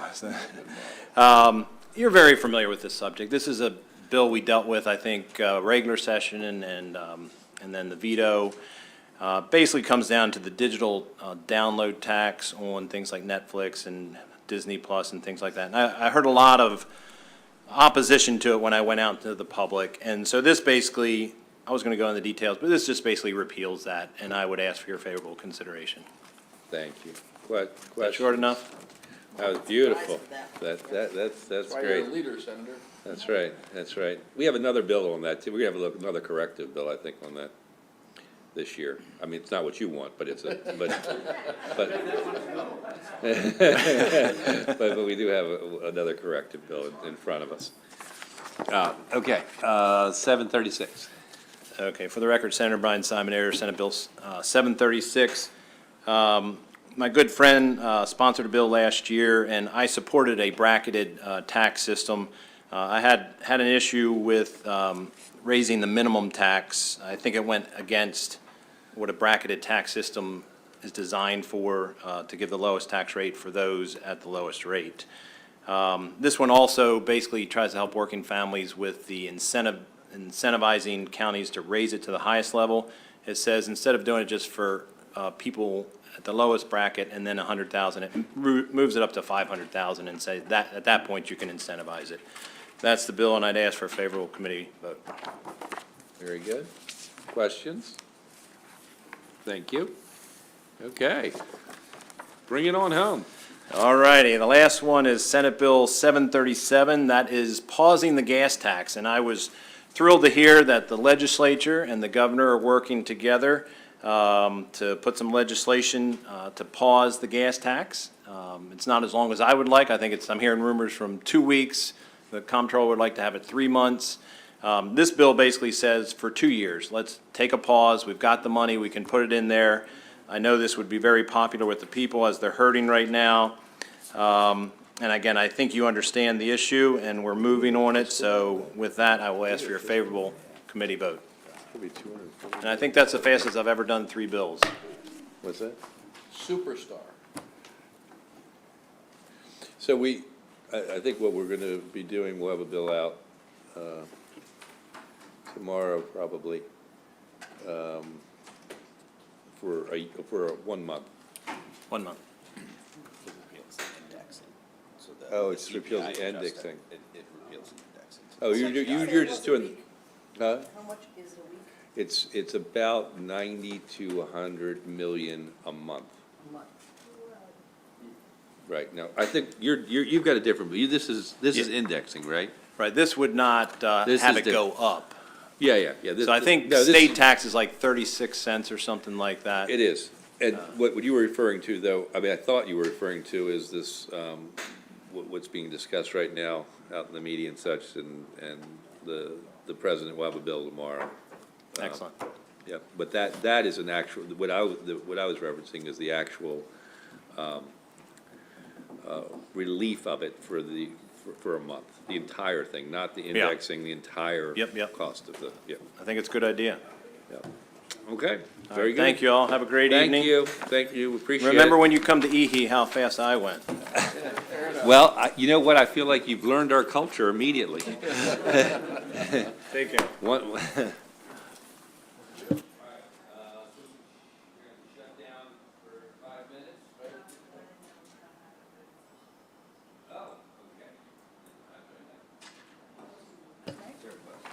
Just a couple. Should be quick, I hope. Very quick. As I get the eye.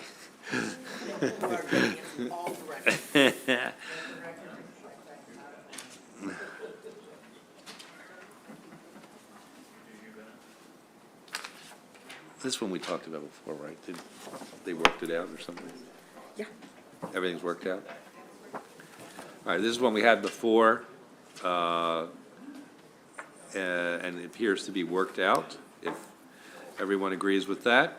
567, property tax agricultural use assessment improvements.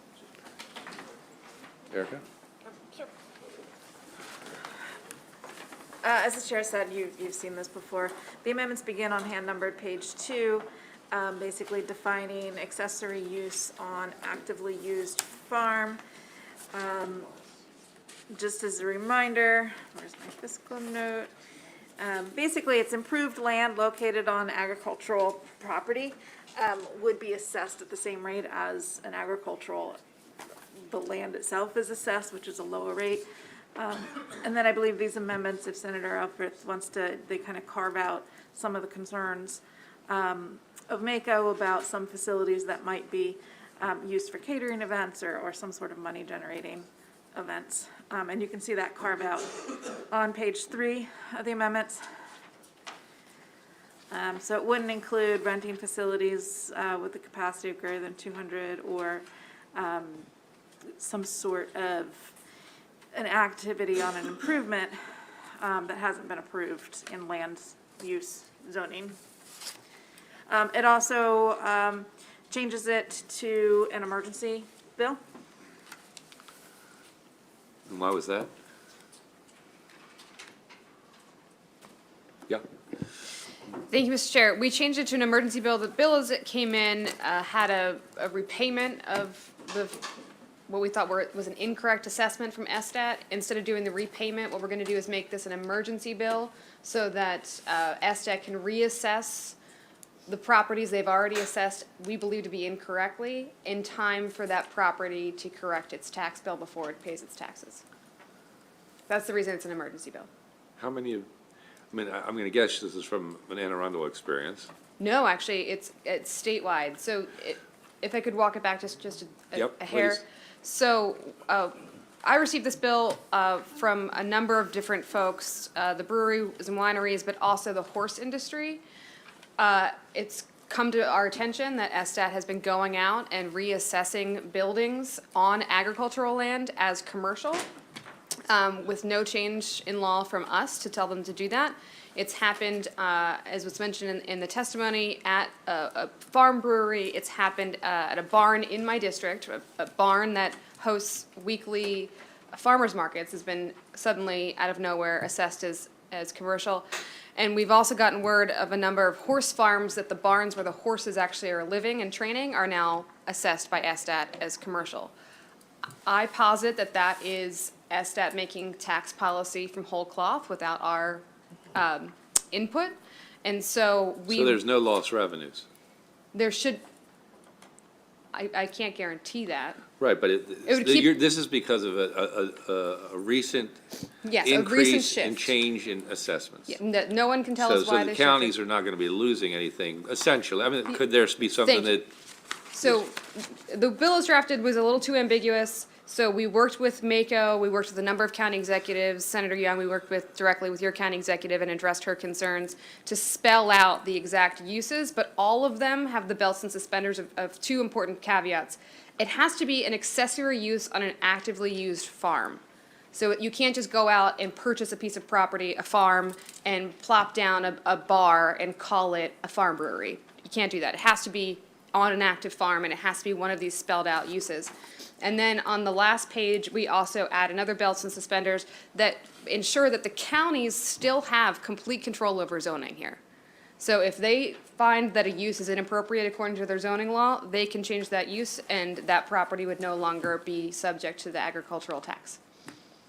Okay. So, and they've MACO has since dropped its opposition, and I'm really grateful everybody with solutions oriented and worked together on this. is that accurate? Thank you very much. So MACO ran it by their legislative committee? Many times, yes. And do we have any idea which counties were impacted? All of the counties were impacted. The SSTAT was going around to many different counties reassessing properties. And have they paid it? Have those? I don't believe anyone's paid their tax bill yet. So they were waiting for intervention? It's from a us? recent in the last few months that this has occurred. Okay. And I know Senator Young and a few others also raised the large venue issue, and so on the last page, we also handled the large venue issue. And again, it still has to be on a working farm. So MACO has dropped its opposition in response to these amendments, and I move the amendments in the. Excuse me, one more question. Is this inadvertently going to impact anybody who hadn't been impacted by adding the additional language? So are there places that now will fall under this when they hadn't before? I'm trying to think, so, can you give me an example? Sorry, it's been long in the day. Particularly the items on page 3. On page 3. I'm sorry, you mean page 2, the agritourism, equine activities, value-added those? The other ones, running a facility for use at private event. Is that I'm just wondering if it's going to catch, if we have unintended consequences. I mean, we need to understand that all these properties had fallen under the ag tax. Yes. First of all. Yes. Were unfairly assessed. Yes. And then we've remedied it, but in our remedy, are we going to impact anybody who hadn't fallen under that who now will?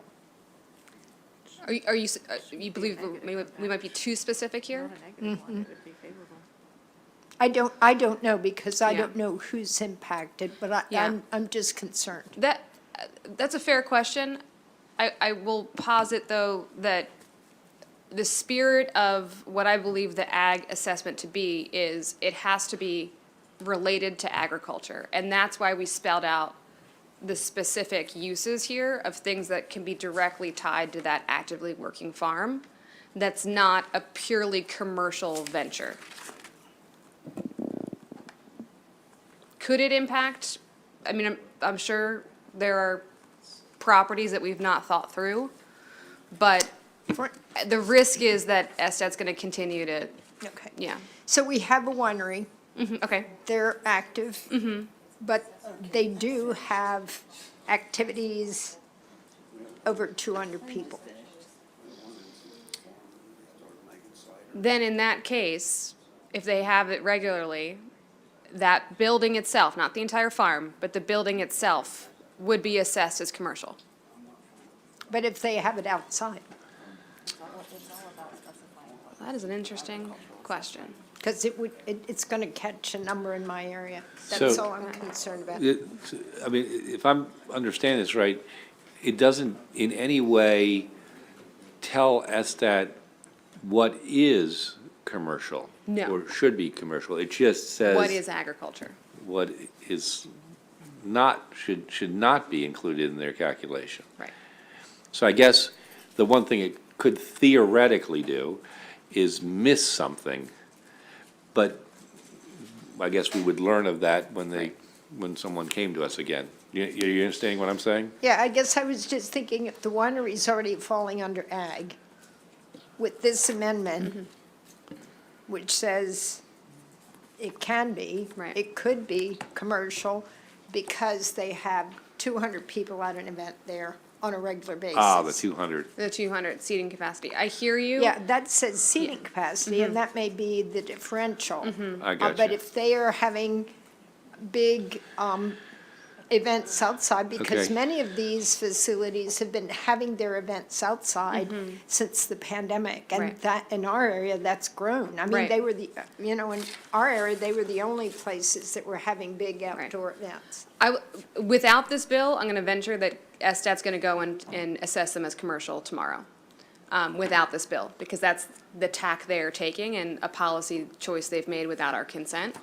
So this bill at least brings specificity to what is an accessory use to an active farm, and that we worked out with the Farm Bureau, so that they're all happy with this as well. Okay. I have a lot of farms in my district. This is all about adding diversity to their revenue streams and making sure that land stays preserved. And this was a lot of negotiation to get to this place. I'm happy if we want to think about it, Mr. Chair, but it was a very back and forth. I'll make a phone call. Okay. I'm just worried. Okay, we're gonna hold that it for a day. If they were You- not in with this, they would be. SDOT's going to come for them Yeah, without right, this, right? Right, Okay. thank you. We'll hold it for a day. So I'm sure you're wondering, why am I trying to get through some bills? And the reason is, I'm looking at the future. Next week is going to be an absolute bear. Not only do we have to deal with getting the budget to the floor and dealing with that and being prepared for all of that, we've got to vote everything we want to vote, and I will reiterate to everyone here, if you've got things that need to get over by crossover, we've got next week, that's it. We got 5 days to vote out, and there's a lot of stuff out there still. Somebody told me that they thought we had as many bills as, what was it? EHE. We're close. No? Nope, we have 225. Finance has 245. JPR has finance has 218. So we have more than five. We have more than finance. Not more than, he has 301. Right. You know, I'm trying, so when we get a moment to knock off a couple that are easy, I'm just trying to think about the future. Unfortunately, sometimes we're finding out that the easy ones aren't so easy sometimes, which, you know, have to vote on every bill we have, though? We are not going to vote, no. No. No, we won't have there's no way that we will get to it. And there's no way they're gonna do even half of what we're doing across the street anyway. Yeah, no way we will get there by crossover, so, absolutely not. And that's why it's important for you to let me know if there are things that you absolutely want to see.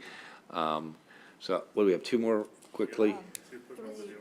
Three, yes. Say, if you want to let the bill go, I will validate it in the morning and then, No, we'll do it right. Okay. It's all good. No, I want to give you opportunity to check it out.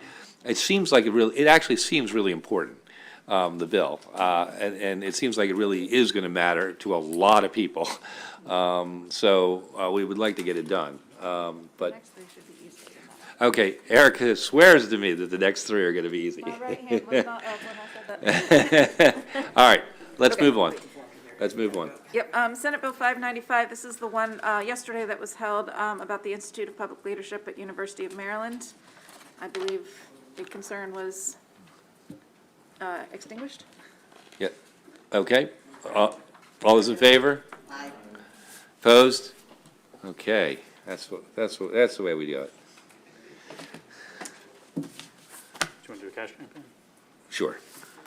Senate Bill 797, this would require, beginning in fiscal '24, an appropriation of $500,000 annually for the cash campaign. Okay, this is the increase from 200,000. Remember, we had this bill yesterday. These are the folks that do the work of providing free tax preparation. Other financial. What's that? Yes, Senator? I was just trying to remember, because we heard so many bills. Was this one that was like 3 years, 5 years, or was this ongoing? I It's think just ongoing. It's ongoing. With the changes there, it goes from 200,000 to 500,000 to match the workload that That's they're right. getting. They got a match up to 5, right? Yes. Okay. Yep. 797.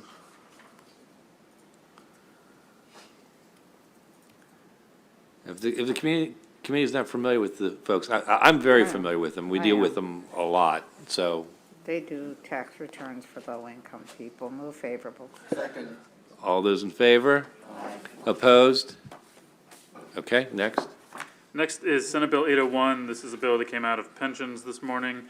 The bill addresses an issue with the Chesapeake Bay Commission and the ability of their individuals who retire, counting that work service with Chesapeake Bay Commission and allowing them to participate in the health plan as a retiree. They are currently in the system as a participating governmental unit, but they were never actually included as authorized to participate. There's an amendment that the subcommittee adopted, which would align them with the other units of government that have this same option so that they pay the cost of the participation for their retirees. Okay. Second. All those in favor? As amended, yes, thank you. Keep me straight. That's all I got. That's it? Yep. I thought there was two. We did two. We did another, what? Erica did one. Oh, no, I thought there was another, I thought there was one more, pension, I meant, yeah, okay. Yes. Okay, So any, we'll vote tomorrow, correct? we'll see. Everything's in the we'll see posture at the moment. Just so you know, we continue to be in the situation where we're going to do the 3 subcommittees tomorrow. And there is progress going on out in the world. And hopefully, we'll get to some resolution. And that may change the way we deal with some stuff. We may theoretically be able to accelerate some stuff, but in all likelihood, it will be from Monday. Yes, we will probably try to do some voting around that one way or the other. I mean, I wouldn't mind coming in early Monday. And what did we schedule at this point? This schedule's not set, but earlier the better. Okay, yeah, we're gonna probably come in on Monday morning to do the full committee and maybe some voting too. And Monday morning is what time, just so we can, It wouldn't be before 10. okay, 10 or later. Yep. Okay? All right, thank you. Yeah, so, right, there was I think we're gonna have to bump a work group or something, yeah. Yes. Okay, everybody got it? Thank you all, good work today. Appreciate it.